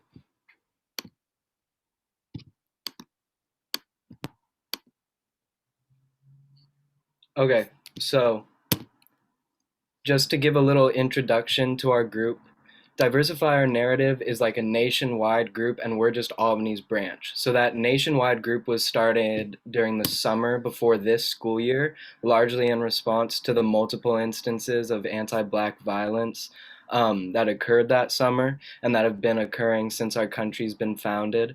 And their mission is to combat racism by starting in the classroom and using books that promote anti-racism in students' education. And yeah, all the students involved in Albany's branch that care about this deeply, and it means a lot to us that we do all that we can to make this happen in our communities.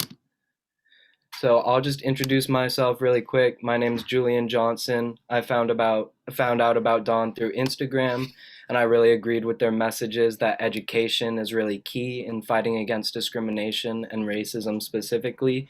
And I hope that these changes in the curriculum bring about changes in the community.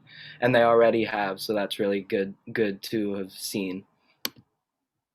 So I'll give a brief overview of what we as a group have done already. Like I said, Dawn is a nationwide group, and they have their own petition with their requirements for the required reading. We actually edited those demands to include middle school and elementary schoolers in the in this process, because we think the earlier this starts, the better, and the more ingrained the ideas we're trying to get into. Get familiar with students. We released our petition to measure the support that we have within our community. And then after that, in August, we met with the board and started working with them to raise the necessary funds that we need to meet our English curriculum demands. So the funds that we're talking about today. We also started a sub-project with the elementary schools, two sub-projects actually, one focused on English and one focused on history. Zara will explain the English project more later, and Oliver will explain the history project a little bit more later. So while we have completed a lot and we're super happy with what we've done, we still have a lot to do. We still need to pass an official resolution to make sure that our demands are met in a realistic timeline. So this is something that we've met with board members about and principals about to see what each party thinks would be the best thing to do. So more news on that is on the way, and yeah, we're just currently working on that right now. We also, as was mentioned earlier, need to continue to raise the funds. As was said earlier, we're at about 8,000 right now, and our goal is 20,000. So we still have a long way to go. We're also planning on making this a yearly fundraiser so it can be ongoing. But for this leg of the fundraiser, all the money that we needs to be, or that we raise needs to be spent by June 30th. So that's kind of our short-term goal. And again, the banner is now up outside of Cornell Elementary School with a scannable QR code that makes you able to donate to the fundraiser. So if any of you would like to do that, we'd really appreciate that. And now I'll hand it off to Zara. Hello, my name is Zara. I am the co-secretary of Diversify Our Narrative. I originally found Diversify Our Narrative through previous members and through Instagram, and I joined because essentially it just aligns with a lot of my beliefs. I believe diversity is really important in the education system so that everyone feels represented, and I believe that students should and do have the power to influence education and make it more diverse. Next slide, please.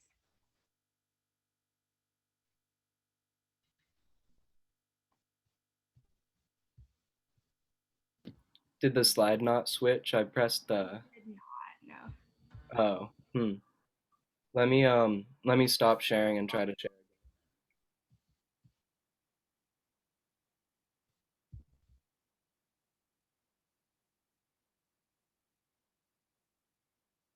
How's that? Yeah, that's better. Okay, so I'm going to be presenting about the Read Aloud project, which the elementary school principals also touched on earlier.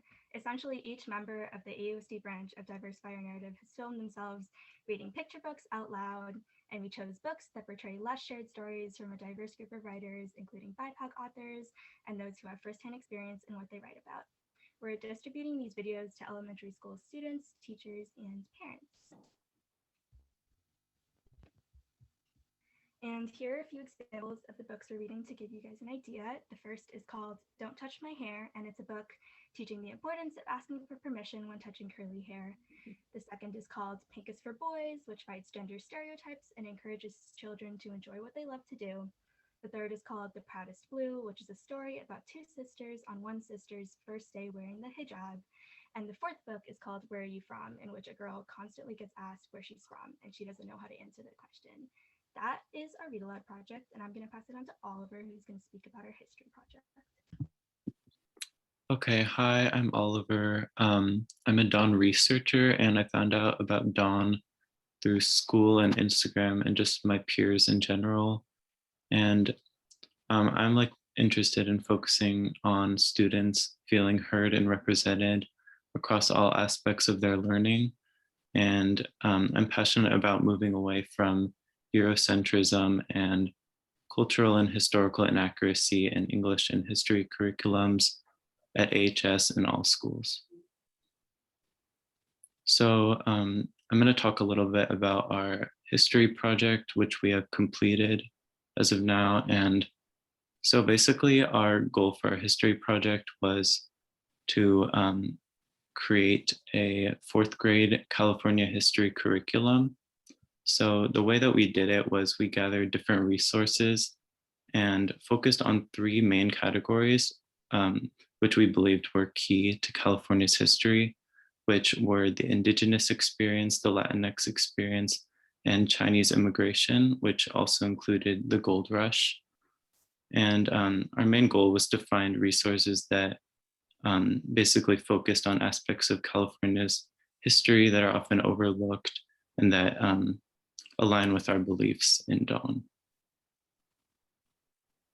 So to be a little more specific, we've created a curriculum guide that contains all of the resources that our team has found, which is quite a lot. And the guide also includes descriptions of each resource, which makes it very easy to use. And it also includes main takeaways for each category of the curriculum. And the takeaways are good for guiding discussions in the classroom and summarizing all of the important information in the resources so that the teachers can use them easily.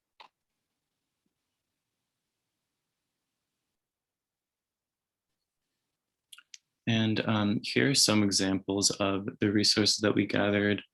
These are like a variety of resources. So the first one is a picture book, and it's related to the indigenous experience. And I think it's really good so that students can learn about certain indigenous cultures, and it's also written by an indigenous author. And then the next one is like, it's a song about the immigrant experience in the US. And the song is made to humanize immigrants. And so that when students study ICE and immigration, they can study the lyrics in relation to that. And then finally, Landed by Millie Lee is a book. And this book is really important for learning about the Chinese immigrant experience, as it's about a Chinese immigrant boy and his experiences being detained at Angel Island in San Francisco. And finally, I'm going to talk a little bit about our break. So Dawn has decided that we are taking a break for the months of April and May. So basically, we are not currently working on anything actively or starting any new projects. And we decided to do this because we just recognized the hard work that we put in for the past months, nearly a year now. And we thought that a break would be a good idea for us to focus on other things such as upcoming AP tests and finals. And although we're on a break, we still encourage that anyone donates the Dawn fundraiser because, as Julian said before, we need to spend the funds before June 30th. And finally, this is our contact info, and this is the QR code for our Dawn fundraiser.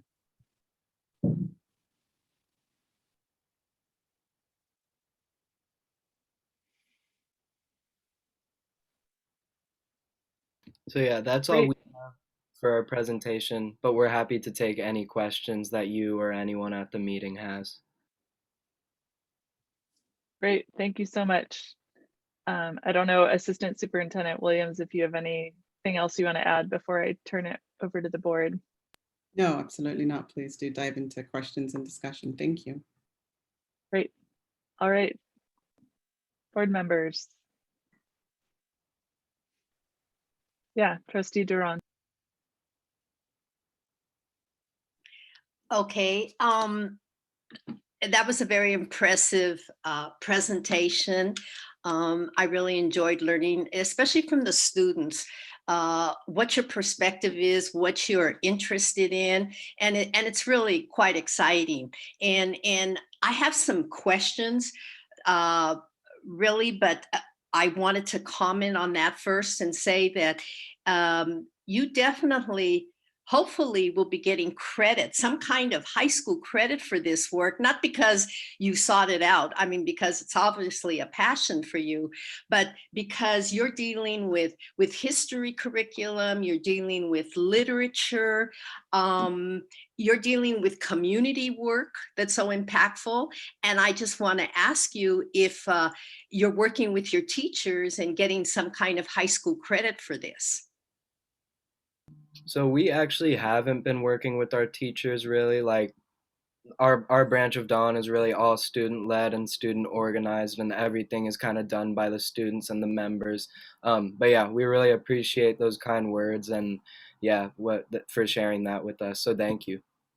Yeah, I mean, I honestly, you know, they're not just kind words meant to be, they're really meant for your teachers to acknowledge your work and your commitment. And I mean, you did it obviously without thinking of that, and that's perfect. But it really seems that, you know, as part of your curricula as students, that's something that I would definitely encourage, you know, and Leo and has also spoken about the student initiative that they created about engagement in the community, right? And I don't know if any of you are seniors. I don't think so, huh?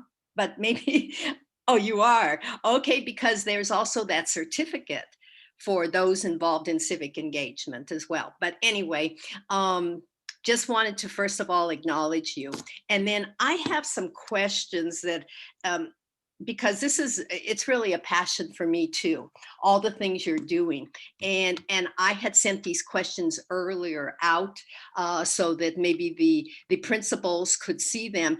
And they're kind of heavy duty sort of, you know, like I really responded right away when there was talk about diversifying the literature and decolonizing history. And I really want to know what AUSD means by that. You know, first of all, what does that mean to decolonize the history curriculum, for example? And then how is it going to be done? What will be the outcomes for the students? And how will that be measured? you know, so those are questions that maybe can't all be answered tonight, but I am certainly interested in finding out more. I mean, in the 70s, we did multicultural education, and that is not what this is today. I think you young folks are really going past beyond that and really speaking to power issues. And so I want to hear how AUSD is really going to address this going forward.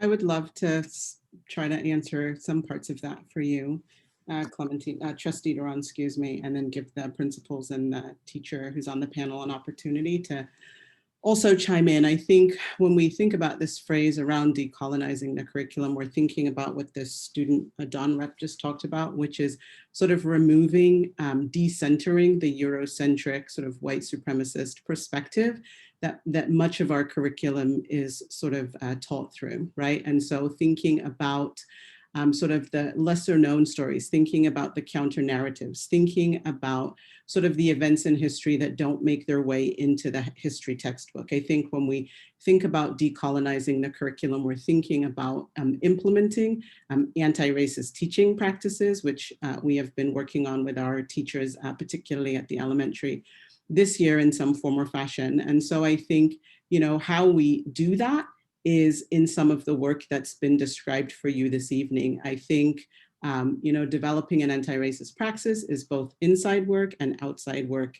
I think it's both sort of a constant reflection around sort of who we are and how we are sort of bringing ourselves and our identities into the classroom. I think that's sort of the inside part. I think the outside work is then being really thoughtful and intentional about the curricular materials that we're selecting. I think that's being really thoughtful and intentional about centering sort of marginalized voices that often sort of don't get sort of shared in our core curricula. I think it's about sort of shifting our focus around sort of what is, you know, like canonical in literature, sort of what is, you know, sort of what rises to the level of sort of instructional material to be taught in a classroom. So I think that's sort of what it looks like. I think how we do it and how we measure it is, and I know that you love metrics, and I think when we're thinking about becoming anti-racist practitioners, I think we're thinking about a lot of different metrics. Trustee Davidson talked a little bit ago about thinking about discipline practices. I think that could be one metric that we are sort of moving toward anti-racist praxis. I think another, you know, if we wanted to look at sort of our standardized summative assessment metrics, that's another measure. I think another measure is, and I think we see this here this evening with our students, is the degree to which we are sort of making space for and giving room for our students to sort of really become community activists, right? To really sort of work on the projects that they really care about. And I think some of those metrics are really sort of harder to put your finger on, sort of harder to measure, harder to sort of, you know, rate or sort of give a metric. But I think sort of across the spectrum, we're thinking about ourselves, we're thinking about the content we're teaching, and then we're thinking about sort of how we are working in our community to dismantle practices that uphold white supremacy and continue to marginalize our students of color and marginalize our historically underserved students. So that's what I would sort of say is our aim in this work. And those are just, I think, some of the ways that we are trying to move this work forward. And I would invite any of the other panelists if they wanted to add anything. Well, let me add to that, Assistant Superintendent Williams. It's important to note that in addition to these ideas and what we aim for, we make sure that this is part of our curriculum and part of our future and immediate strategic plan that include district-wide ongoing training about the how to teach this kind of curriculum that we're adopting, where it becomes part of our core practice. And so this intentionality you would see come to fruition in our future and immediate strategic plan that's in need of updating and transitioning. And so I wanted to put that out there as well.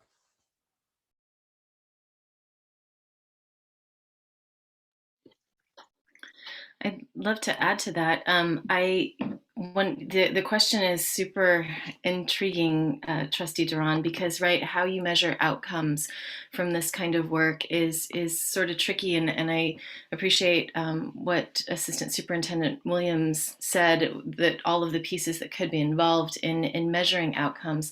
But I think for me, one of the pieces that I intend to keep track of is honoring our student stories.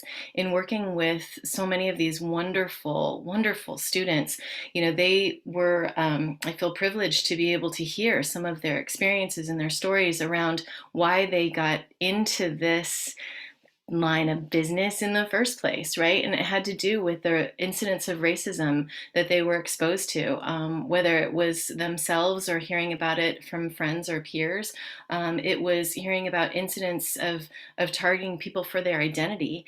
And those stories stick with us in a way that some of these metrics that I know we love and we need in order to measure our progress are so important. And I know so many of us here on this panel have so much history and heart in this district and aren't intending to go anywhere. And hopefully what I hope for is that we see these stories from our students evolve over time, in addition to other pieces of evolving metrics that we can put in place. And I'm certainly open to any ideas. We have work to do for sure. There's been a lot of great work done, and I'm interested in furthering that. So that's just a piece of what I wanted to add. And I see, Misha, you have your hand up.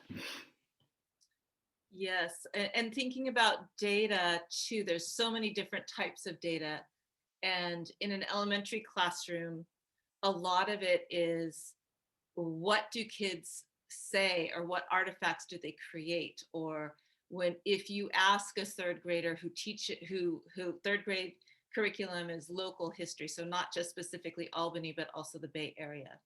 So if you ask a third grader, tell me some stories you know about our community, of the history of our community, what do they say?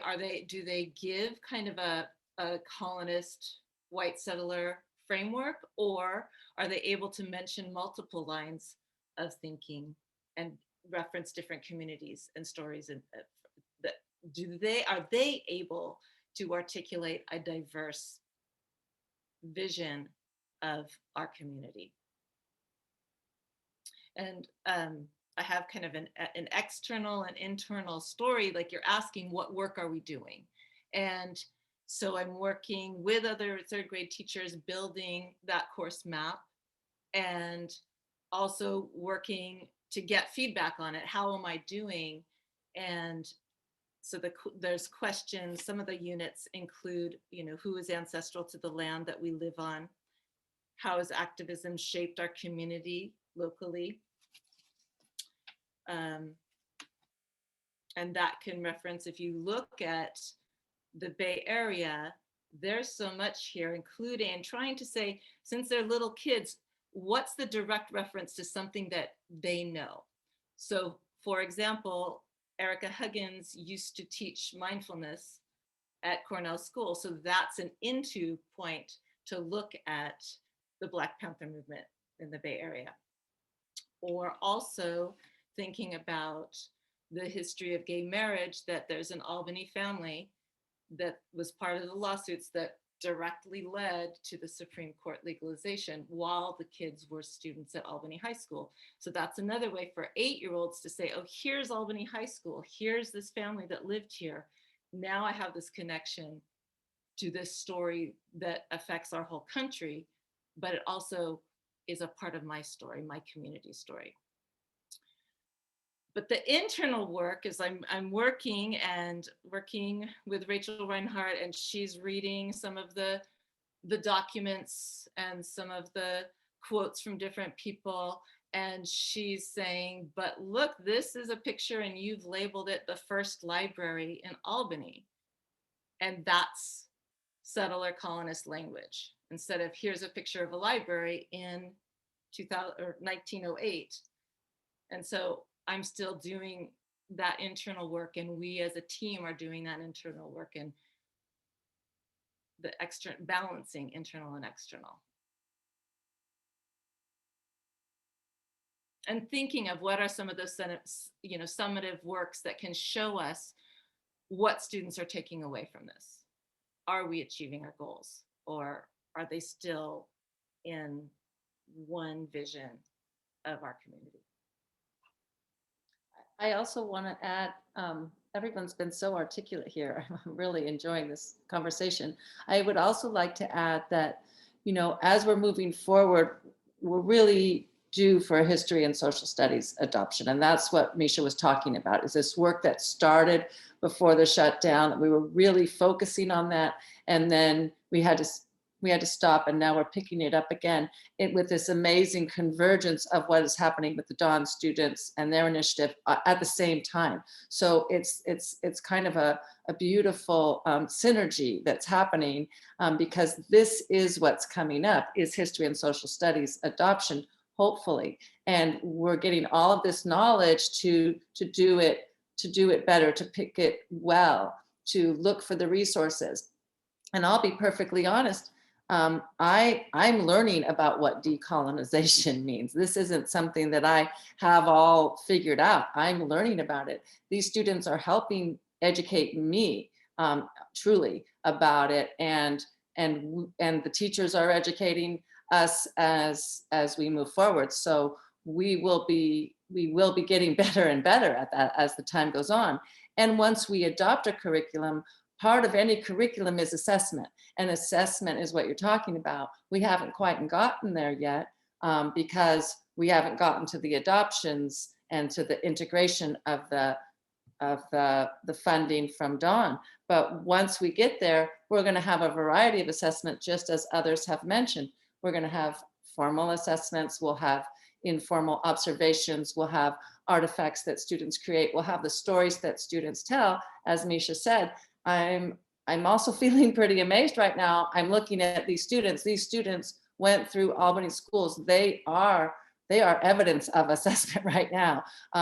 They were in our classes, and they have learned a lot, and they're community builders. And so not only is it going to be happening in the future, but it is already happened. We work together. Our community is raising fabulous students and children. And this year's third graders, Misha's students right now, could be here in the meeting 10 years from now talking to us, and then I'll probably know exactly what decolonization really can be defined as. And we're all learning, so that's exciting.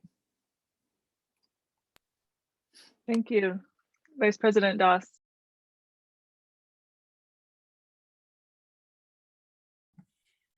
Thank you. First, I just want to say thank you to everybody involved. Really appreciate all the work that went into this. I've met with the group on more than one occasion, and we've had an opportunity to speak, and I've had an opportunity to learn about everything that the students are doing to kind of move this along. So it's been great, and I appreciate being included in that and being able to be a part of the process, and look forward to continuing to support you all as you move forward on this. I had a question in regards to Principal Reimer. I think you mentioned that you had most, if not a large number of the books. So I'm wondering how,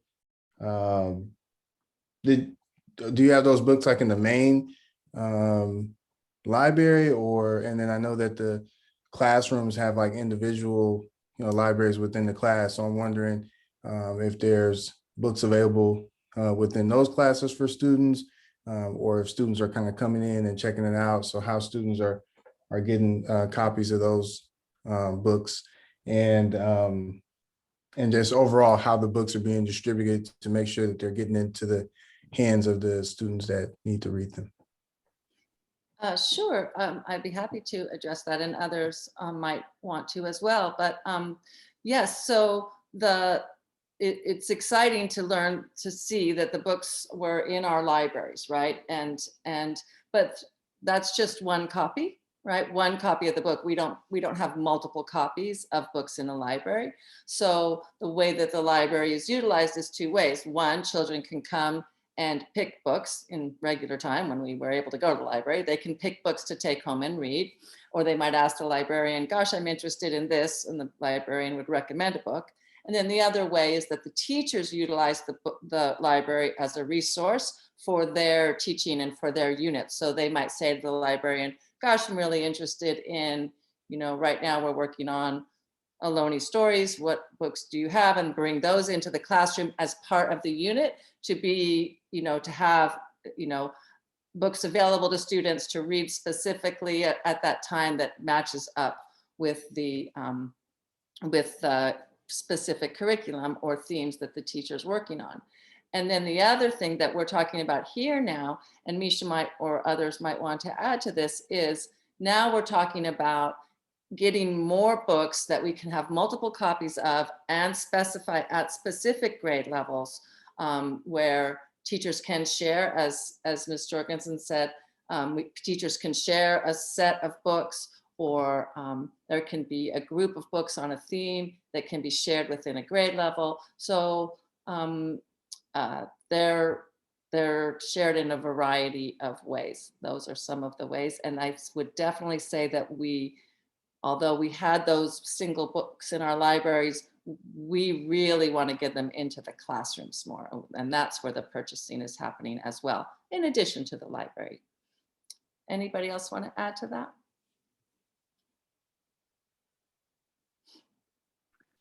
I think that pretty much covers it for how we do it at Marin as well, Liz. So, yeah, thank you though.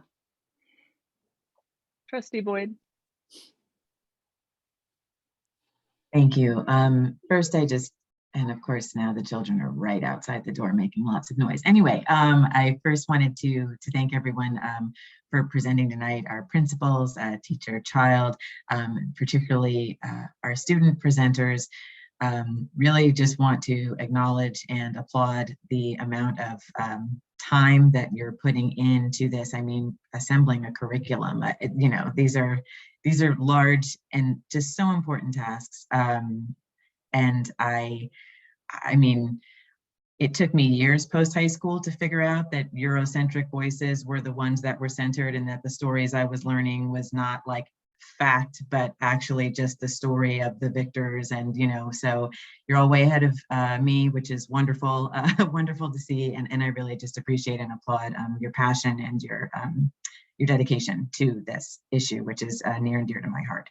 The one question that I had was about, and I know that this was touched on somewhat, but about professional development in the realm of, anti-racist teaching, and just want to acknowledge the importance of, while we're also making sure that these wonderful texts are available, to tell the counter narratives and to be sure that voices that haven't been amplified are now being given a stage, just how important it is to be able to teach these materials, to understand them and to teach them in a way that is also advancing, from where we have been, and is in an anti-racist way. And I really appreciated, teacher, child, your example about, saying this is the first library versus, just having that always at front of mind. And I appreciate Principal Reimuller,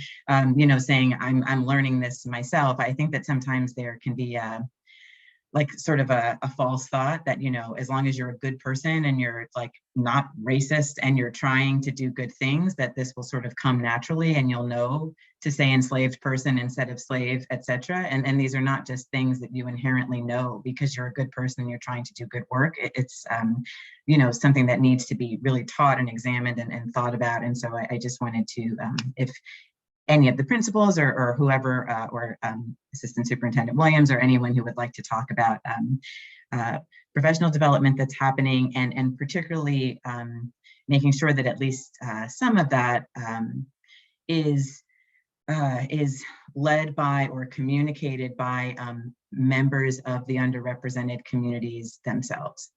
Thank you.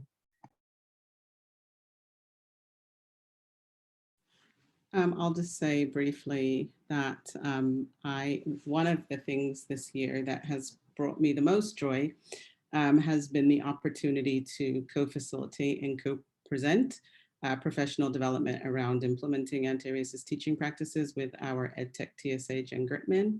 And so we have had a number of sessions well attended by our elementary teachers. And at one of our sessions, we were even able to have our Don students join us, and that was particularly enriching as an experience. And so just sort of to your point, I would say, absolutely, I think that sort of having the materials and having the tools is one thing, and it is so supremely important that we are constantly examining our own identities, our own biases, our own positionalities in presenting that material, because I think intentionally and or unintentionally, if we're sort of not being thoughtful and intentional about how we are delivering that curriculum, we run the risk of creating more harm. And again, we create, unintentionally maybe, but we do run the risk of that. And so just to say a couple things about some of the topics we've covered this year, and then I'll let others join in. We started off in the fall talking about identities, really sort of thinking about sort of all the different facets of our identity, right? Not just sort of racial, ethnic, but also thinking about the other parts of our identities that are not seen, the parts of our identities that are validated and the parts that are not. And we've had an opportunity then to think about sort of individual racism, to talk about microaggressions, to think about stereotypes and discrimination. We've talked about also institutional and structural racism and the ways in which sort of these systems are upheld throughout our society. And then, we talk a lot about sort of working within our spheres of influence and what might we do? What can we do within our own spheres to dismantle these systems? And I think that you're sort of seeing some good evidence of what that might look like. We were just at the point of then sort of beginning to turn our attention to thinking about then how we sort of audit our curricular materials. And then we had sort of a bit of a shift with the schedule. And our goal is that we will continue this work next month. We'll have an opportunity to meet with our elementary teachers again, and are already beginning to think about how this work moves into year 2, because we certainly know that a half a dozen presentations do not in and of themselves make you anti-racist, and that this is lifelong work that we all commit to throughout our entire life. So feeling really fortunate to have had the opportunity to work on this year, and feel really excited about what the future holds. And maybe some folks who were the recipients of that professional development might have something else to say, but I'll just say that. Yeah, also just one thing I'd like to add on. Part of our original DOM petition actually required like a teacher training of some sort before this curriculum goes into effect, because yeah, what you were saying, Ms. Williams and Ms. Boyd, we definitely agree with, and we think that in some cases, like teaching these topics and ideas the wrong way can be more harmful than not teaching them at all. So we need to do all we can to make sure they get taught the right way. As for the specifics of the teacher training stuff, we haven't worked out everything, but I personally think there should be a mix of like teachers learning from each other, teachers getting information from students, and then also one thing that may be helpful is like an expert who is like well qualified to speak on these subjects could maybe come in. And it seems like there's already been a lot of work of that sort done in the teaching community, but that is something that we at Dawn have been thinking about. And yeah, we definitely agree with what both of you said about that.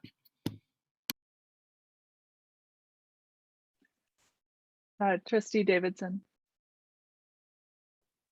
You guys have all covered it so well, so I'm just going to end with a thank you and an appreciation, and solidifying the fact that this is ongoing work. Just today I was reminded of an area where I'm not always super aware. I walked up to the window at a house and noticed they have a reminder there to please use gender neutral pronouns with their staff. And I thought, oh, that's a little bit of a relief and a help, because now I'm reminded of that's the expectation here. That's not how I grew up. So these are new things that have changed in my own lifetime.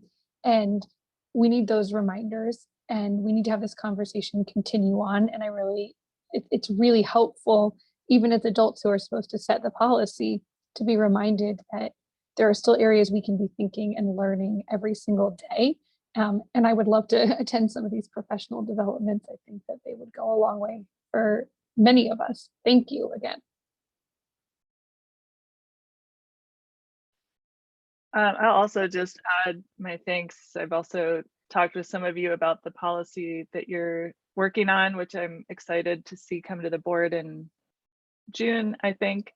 And also, we do have one final sort of wrap-up discussion of the diversifier narrative project in June. I don't think I'm misspeaking. I think it's at the end of June, where we'll get to sort of pull all these threads together for the elementary, middle, and high school. And I think a couple of the threads are, one, the question of the textbook adoption and sort of, you know, at elementary, middle, and high school, but this came up especially when we were talking about high school, just the expense of replacing some of our textbooks, in addition to the work that needs to be done to assess them and figure out how to find perhaps some better alternatives.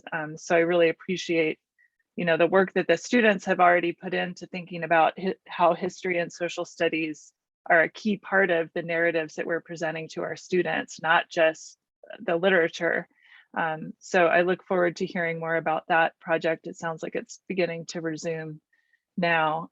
Hearing more about that in June. And I think we emphasized when this first came to the board that, you know, there are multiple sort of avenues for thinking about how we fund these different aspects of the diversifier narrative mission and project. And that also will be a part of our discussion in June. And we also, while you guys take a break, we will continue to get the word out on the fundraiser. So I think we've made a little progress in making that more, I don't know what the word is, more friendly to people that aren't using my school books and other tools. So hopefully by the time we re-meet in June, we will have hit your $20,000 goal and we'll have a lot of resources to work with. The one addition I wanted to make was just to see, you know, our students, just thinking about the material that our students absorb, you know, the person that's in front of them in the classroom, which people have talked about, the literature that they read, the books, the ones they pick themselves off the shelves, and the ones they're assigned for class, and the ones that their teachers read during class time, and then the history and social studies. I know that my kids through their time here have also often been shown movies and as rewards for things, you know, and often those are picked by students voting or, you know, from a selection that teachers pick. So I think that's another area where often, especially if students don't have a large repertoire of diverse movie experiences or choices, that's another area where we often sort of replicate very dominant narratives, you know, not just at school, but at home. So I look forward as this initiative expands to thinking about sort of all the ways that content comes to our kids about our culture. And, you know, that seems like one avenue that we could maybe think about. So I do just want to thank the students again for doing, you know, bringing this to us in the first place, and for all the work that the staff are doing to implement it.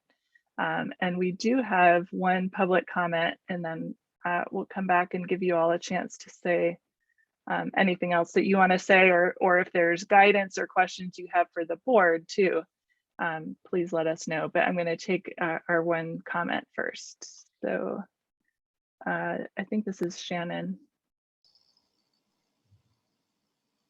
Hi, everybody. Can you hear me? Yes. So I just wanted to super briefly chime in and say how much of a pleasure it was working with these students this year.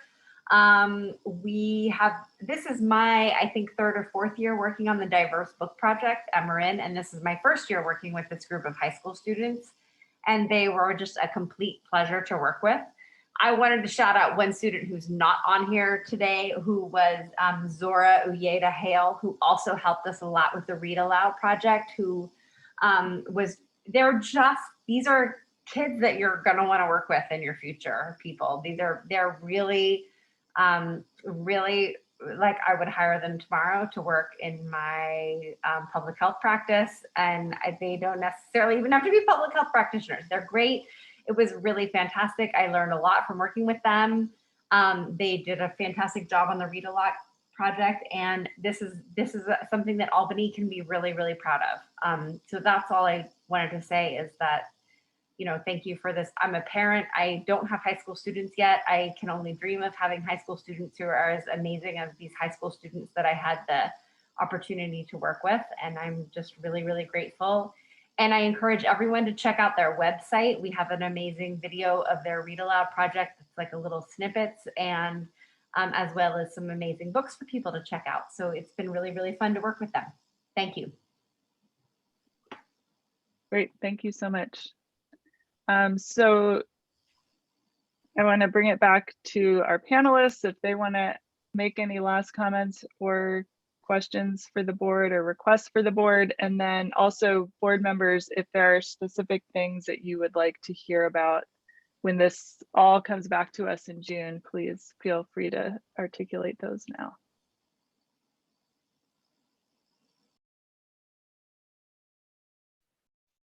Or we can move on to our next item. So. I would just like to say thank you. Thank Great. you to the students, and thank you to the board for having us this evening. It was a very wonderful discussion.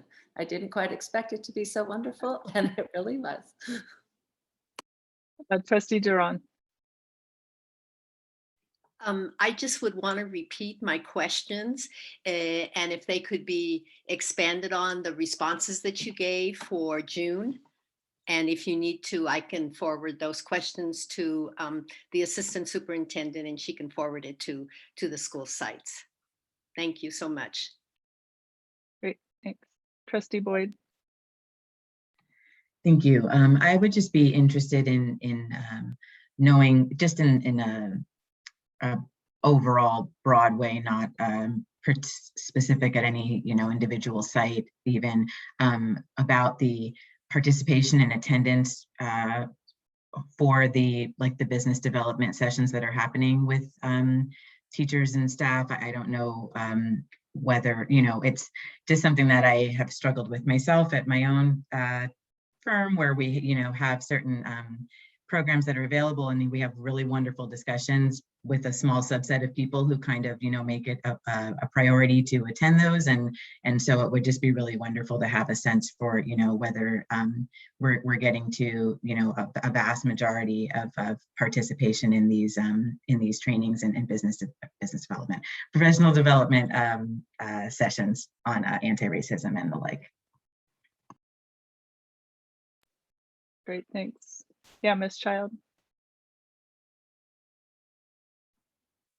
It feels really wonderful to be a part of such a varied level. We have students here, we heard from a parent, there's teachers, board members, administrators, and everybody's focused on the same goal and working together. And I'm really excited of where we go next with all of this. Great, thank you. So we'll see many of you back here in June, and thank you so much.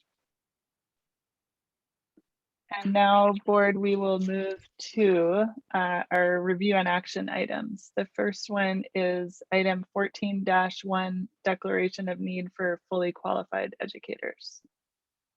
Thank you, Madam Chair, President Hinckley. This is coming from HR, who will be discussing this momentarily, and the rationale behind the declaration of need for fully qualified educators, and then moving into the resolution, and then the selection of, well, let me give it the first one, 14-1, and that would be done by our Chief Human Resource Officer, Marina Gonzalez. Hi, thank you. This item, the Declaration of Need for Fully Qualified Educators, this is something that we bring to the board annually. It's a document that needs to be filed with the Commission on Teacher Credentialing in order for us to apply for an emergency permit, an emergency credential, if you will, in the event that we need one. So a little bit of background, as you know, we have a requirement to have all of our teachers be fully credentialed in the content area in which they teach. And then there's also a requirement for specific authorizations. The one that comes up most frequently is the English Learner Authorization, which we also call the KALB. And so we do make every effort to meet these requirements. But there are times that, that we are unable to. And the most frequent that comes up is sometimes when we are hiring teachers, they don't yet have their English learner permit. And that is often because we might be hiring someone who was trained outside of the state of California. And so we need a little time for them to get that training and to obtain that authorization. And so we apply for an emergency permit. And then other times, probably the other most frequent thing that comes up is where we have some of our own teachers who are already fully credentialed, but are seeking to teach another subject. So for instance, a math teacher who is going to now start teaching core class at the middle school. And so needs a little bit of time to obtain that second credential. And so we get what's called a limited assignment permit to allow them to do that for 2 years to allow them some time to obtain that credential. So what this document does is we file it with the commission. And so when we apply for these emergency permits, they look to see whether we have one of these on file. And if we do, then they will issue the emergency permit. And if we don't, then we are denied, or if we have exceeded our number of requests. And so what you see on the actual Declaration of Need form is that we're supposed to list how many we anticipate for the following year. But as you see up in the upper left-hand corner, that there's also an opportunity for you to file another revision if you maybe need to request more than what you originally requested. And so for that reason, we actually grossly exaggerate the number of emergency permits that we might need so that we don't run into that issue. And so what you'll see down below is that we've listed that we need a ton of these, we might need a ton of these emergency permits, but that's not necessarily accurate. That's just to cover us just in case. Okay, so that is the purpose of this item. Great, thank you. Board, any questions? Or a motion?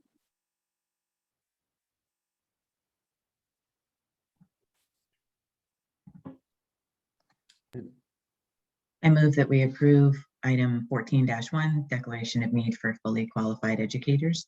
A second. Student trustee Corzo Clark, Yes. student trustee Mala, Yes. excuse me, trustee Davidson, Yes. trustee Duran, Yes. vice president Doss, Yes. president Hinckley, Yes. trustee Boyd. Yes. Great. Item 14-1 passes unanimously, and we will move to item 14-2, resolution for reduction of classified services. Madam Chair, President Hinckley, this too is a Chief Human Resource Officer, Human Resource Department. And so Robina Gonzalez will speak to this as well. So here again, this is something that we bring annually. This is to reduce classified services that have been funded through what we call soft monies, right? So we do have some of our partners in the community, such as school care, who have annually funded some of our classified positions. But because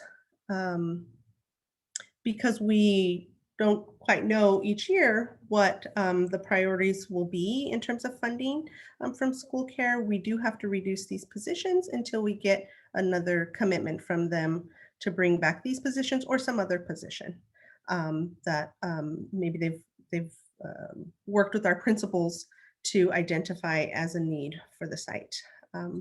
And so you can see here that it's a small FTE, a total of 1.6 for this year. And I think that's all I've got in terms of explanations. Do you have any questions for me?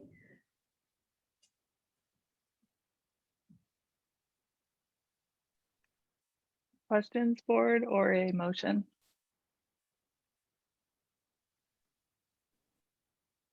I move that we adopt resolution 2020-21-22 for the reduction of classified services as listed. Second.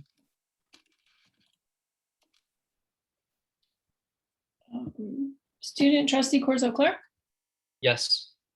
student trustee Mala, Yes. trustee Duran, Yes. vice president Doss, Yes. president Hinckley, Yeah. trustee Boyd, Yes. trustee Davidson. Yes. So resolution, I can remember this one, 2020-21-22 passes unanimously. And we will move to item 14-3, the selection of the board self-evaluation tool. So I'll present this one. I didn't realize we had 45 minutes scheduled for it. This hopefully will be a short item. So every year the board conducts a self-evaluation, and so we need to select a tool tonight to use for that evaluation. The next steps would be a meeting to review the results of that tool that will have two parts. So last year what we did was we used a tool which we'll present shortly, and then we discussed the outcomes, but we didn't do anything else. So this year, what we propose to do is to discuss the outcomes of the evaluation tool and then go into a discussion about setting goals for the coming year, so that we are using this in order to identify opportunities to improve how we function as a board, but also to go into setting goals for the board for the whole year. So there will be one meeting that's scheduled that has two parts to it. And so the first thing we need to do tonight is just to approve the tool we're going to use to gather information from the board about how well we're aligning with the way that we want to operate. And last year, what we did was we used a tool created by the California School Board Association, which they also compile the answers for you. And I don't know if it's possible to click on that, Julie, so we can see what it looked like. Great. So basically it's about 60 questions, and you rank how well each individual board member ranks, how well they think the board complies with these conditions of effective governance. And you get a red light, or I guess it's a battery, and I'm not sure what it is, red, yellow, or green or blue. But there's no space in here for comments. It's a lot of questions, and we kind of ended up spending all the time just discussing very briefly each of these items, and it didn't sort of lead us to an overall assessment of what we wanted to focus on to improve. So that's the California School Board Association model. So Trustee Duran and I would instead like to propose that we use a model that we considered last year but didn't choose, that was created by the New York State Board of Education, which has many fewer elements, 25 questions compared to 58, and also gives an opportunity to make comments about areas of strength and areas for improvement. So what we're proposing is we would adapt this, just turn it into a Google form for board members to fill out, and then we would compile those results and use those as the foundation for our discussion. And we both spent some time looking for different evaluation tools. A lot of them are proprietary by state school board associations, so it's actually surprisingly hard to find them. But this one, I think, hits the sort of 5 categories that we want to focus on, and also gives us some space to make comments that we can use in order to do a more robust evaluation. So I don't know, Trustee Duran, if you want to add anything to the discussion of the process, or what we want to use this for. I think you said it all very well.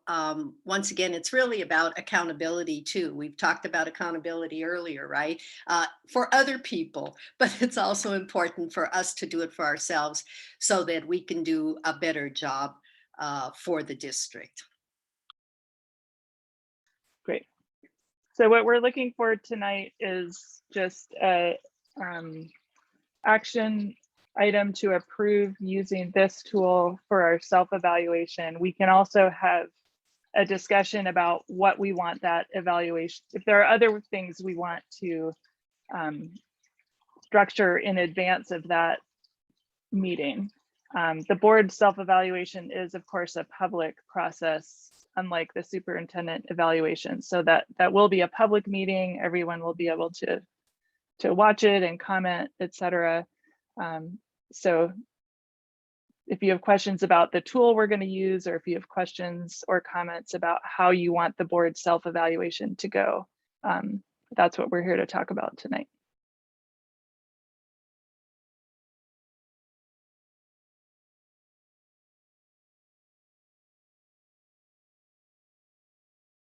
And I realize 2 of you haven't been on the board maybe long enough to be ready to evaluate our collective progress, but yeah, Trustee Davidson. Well, I was going to say we got thrown in for some crazy times, and I think we're getting more of a feel for how it operates in normal times now this week, maybe for the first time. So that's kind of good. But I did want to say that I was really, really appreciative that you two brought this forward.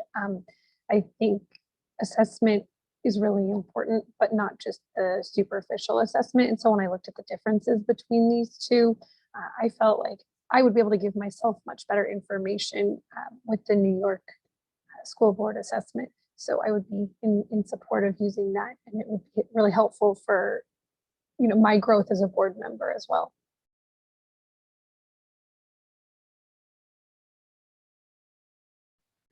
Vice President. Yeah, I mean, I think that I like the New York version there. I was wondering if there would be any interest from the other board members to have a group of community members, anonymous, fill out an evaluation. Maybe a group of, I mean, we can kind of determine the number if there's any interest at all, but to have them, fill out like an anonymous evaluation of the board so that we can get the point of views of others outside of the 5 of us.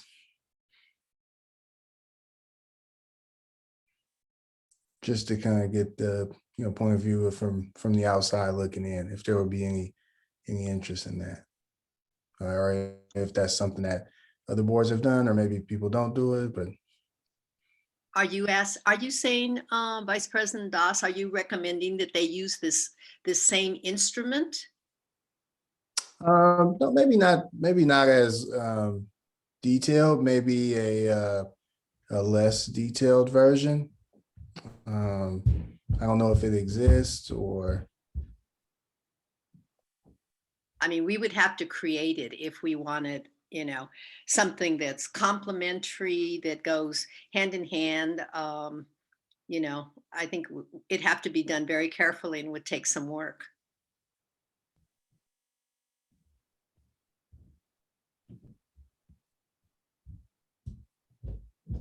Other thoughts? I think that's a really interesting idea. I'm not opposed to it, but I think that we would really need to put some time behind an idea like that. As Trustee Duran said, it would take a lot of work and we'd have to be very careful about it. But I'm always up for feedback from everybody. So I guess I would just say how we would have to really look into it, and maybe we say yes on this and then put on for a future board meeting a discussion more about what we would want to do with that.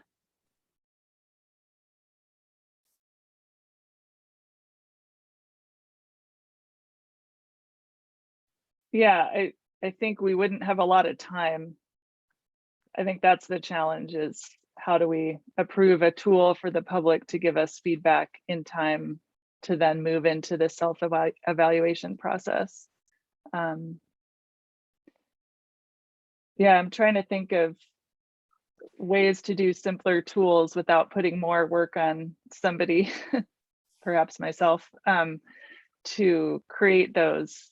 And also, I think part of the intent of the self-evaluation is to ensure that we're sort of thinking about the big picture and the big obligations of boards and our obligation to be thinking about sort of policy and systemic issues. And so how you balance that with a perhaps small group of people who don't, who what do you do with that feedback, I guess is what I'm saying, right? It is, how do you try to understand whether it represents the full district or all, there are just so many, I guess, things you'd have to build into that process to make sure it's representative, to make sure that it's not privileging certain voices. If the intent of the evaluation is to ensure that we are sort of stepping back and thinking about every kid, every family, every circumstance, it would take, I think, quite a bit of work to create a process that's inclusive and representative enough that you can actually use that feedback. But that said, there may be opportunities to use something like the thought exchange model or some other way to ask just a few questions to get the kind of feedback that Vice President Doss might be looking for, or that all of us, I think, would appreciate. So now I can't tell if hands are up from before or not, so I'll just call on folks. Vice President Doss. Oh, no, my hand was just up from before, but I mean, it was just a thought. I think that it's an opportunity for a more constructive way to receive community feedback. I think that it was, something that we can, develop over time, and maybe, roll it out, later. It doesn't have to necessarily be directly related to what we're doing with this, but it just made me think about an opportunity. Trustee Duran, is that yes, also from before? Okay. I wanted to just mention, a group that actually is with us all the time, sees what the board does, definitely probably has some opinions, is the district staff, right, who are with us tonight. And that would be maybe a good way to start if we could find something or do a mini of this New York assessment and provide it to the superintendent, who could give it to his staff, who could then evaluate freely without us having to know by whom, the board. I think that's a first good step. And then from there, we could see possibly how that could be rolled out to the community potentially next year. I don't know if the superintendent has any feeling about that or response. Oh, I have feelings about that. No, I do really like that idea, with the exception of one piece. And I like the word that you guys toss around often, and I want, and that is transparency. I think when we're giving feedback, there's no need to have Twitter fingers or hide behind anything. We should own it. And I think in the spirit of teammanship, that we would want to do that, but we would want to own our statements and share our rationale, and so that people can follow up with, hey, tell me more about your thought around this piece. So anyway, if you asked me what I thought, but I think that can be a wonderful idea because we spend a lot of time with you, and like you help us, we can help you too. And I'd like that partnership. Trustee Davidson. I would just wonder if we could extend that to just the site principals as well, because they are often listening to our meetings and watching, and know some as well. So it would also just broaden a little bit more what we would hear. That could be a secondary step after the district leadership team. But thank you, Trustee Duran. That was also going to be my suggestion. So I really appreciate that you brought that up. So Superintendent Wills, could we charge you with sort of shepherding that feedback part? I think just even using this same tool, it's not that long. Yeah, but we'd love to do it. Thank you very much. Any other thoughts, comments? Or we do need to approve this as our tool for this year. If I could just say, President Hinckley, that for this one instance, I disagree with the superintendent. I think that, transparency is one thing, but this is a little bit different. And I think that people would feel freer in making comments if they didn't feel that, I know who is saying some comment. I think it's just, it gives people more freedom to express themselves if their name is not attached. And I just think it's better not to have names. And I want to say we're open to either way. It was just my preference to own our statements, but either way, and whatever the board desire is, we can adjust. So not tied to one way or the other, just share my preference. I mean, one way that might be very useful is to have one evaluation from the district office that way it's not about individuals. It's, I think will be powerful if there's some, sort of, or maybe there's one from the superintendent and then one from the district office staff. I think you should decide sort of what makes sense based on the feedback that people have. I don't want to force everyone to fill it out either if they don't sort of have strong feelings about every piece of it.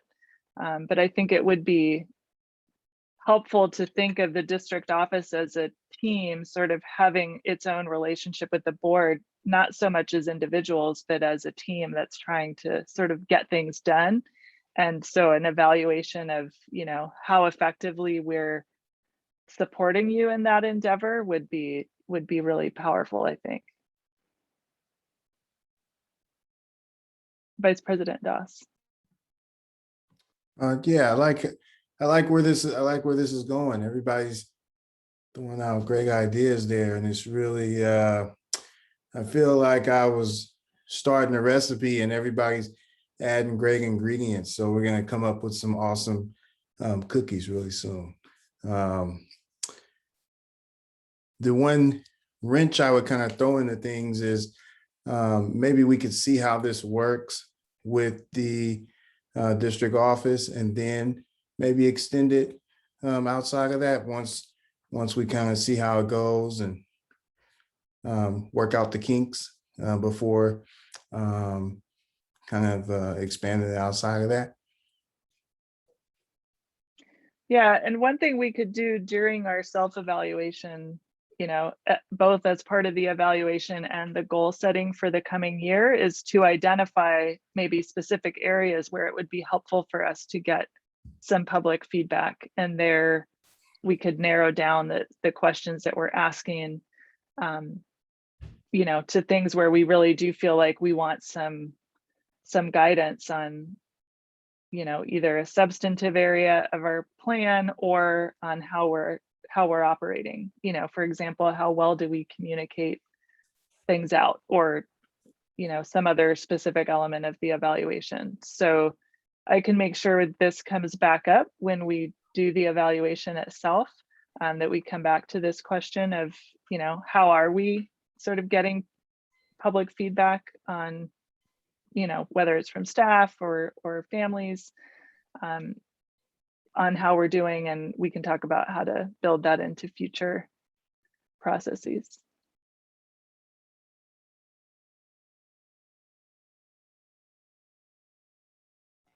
So can we leave it to the superintendent and the district office staff to decide how they want to proceed with that part, and then we'll just motion to pass this part if everyone's comfortable. I'll make a motion that we accept. Oh no, my screen went blank.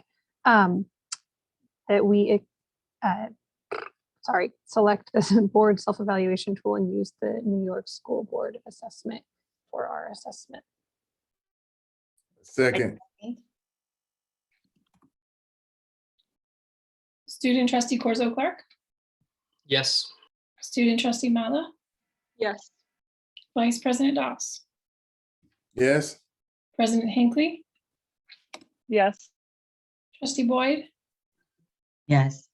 trustee Davidson, Yes. and trustee Duran. Yes. Great. The board self-evaluation tool is passed unanimously, and now we move on to upcoming agenda items and additional agenda items that you all want to propose. So let me put up the upcoming things. So believe it or not, we only have 4 regular board meetings left this school year. Especially if your sense of time is as distorted as mine, this may come as a surprise. So we have 2 equity workshops remaining at the end of April and the end of May. And then we have 4 regular board meetings set. The last day of school is June 11th.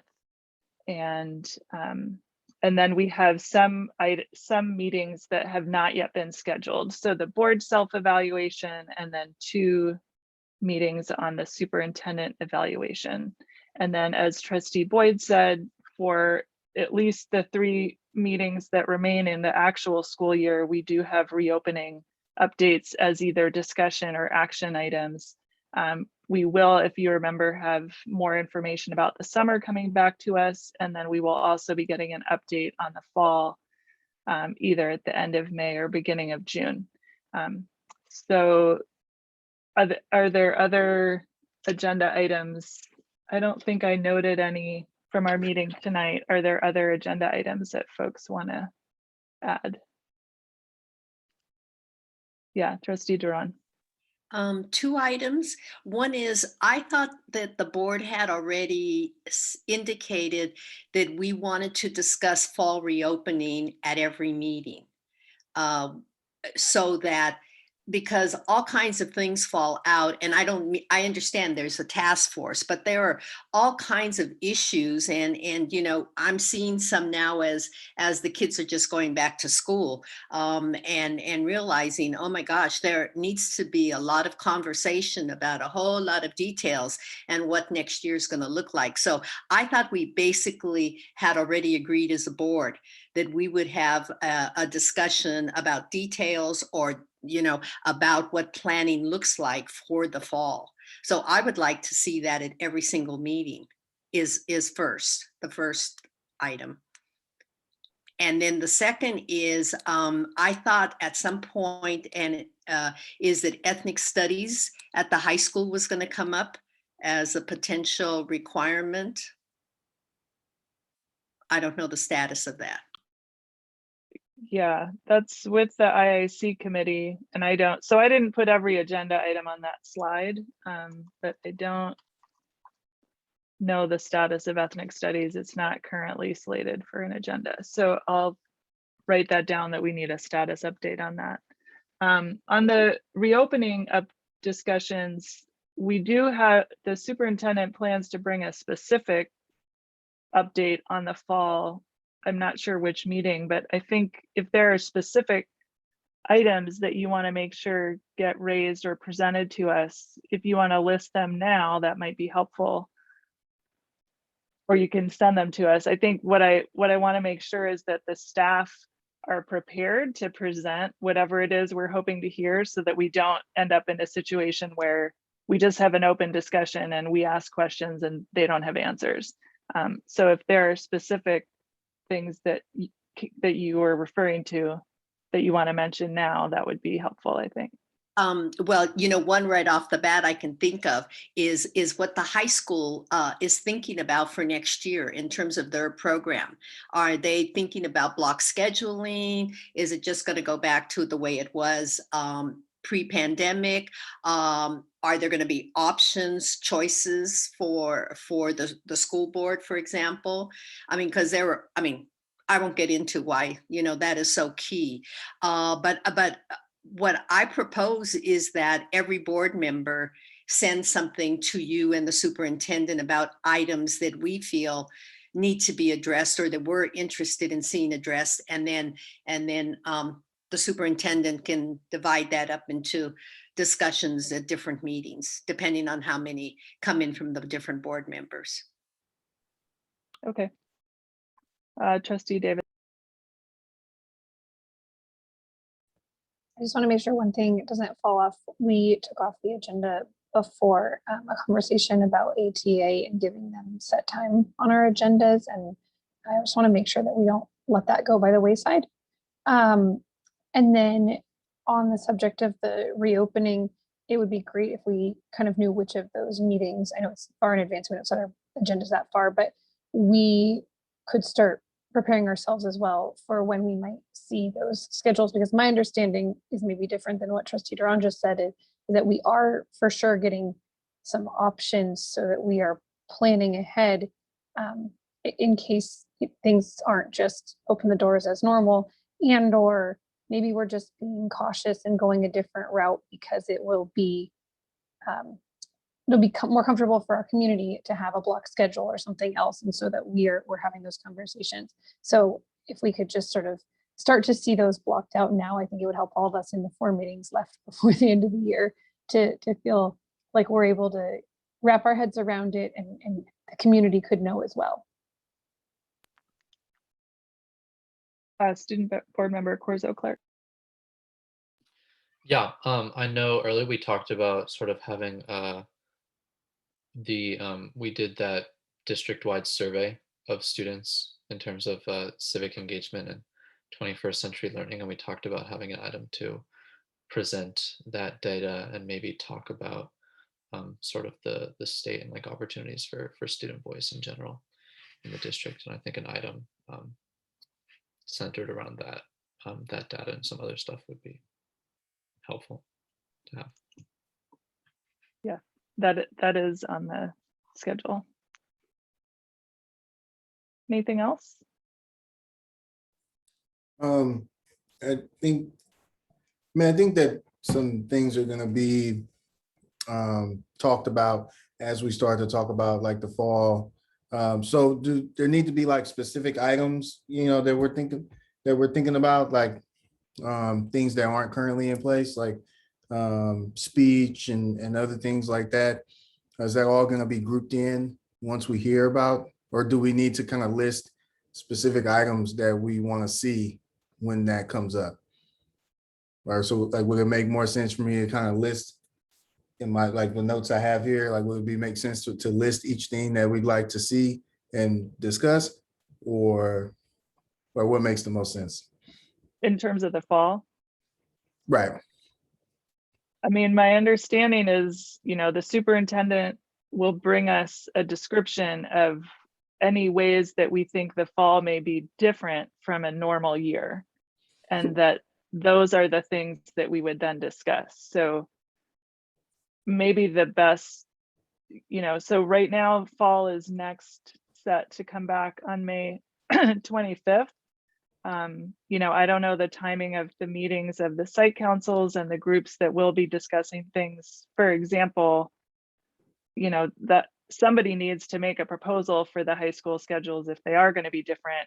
There's no point in us discussing about it before there's something for them to bring to us. So I'm going to have to just work, with the superintendent to figure out what are the things that they anticipate needing some discussion, because they may be different than a normal year. But anything that is just going to be a normal year, the board doesn't normally spend time in a meeting discussing how the school year is going to look. So I think it's a little bit hard to answer your question, because without knowing yet what they're going to bring to us.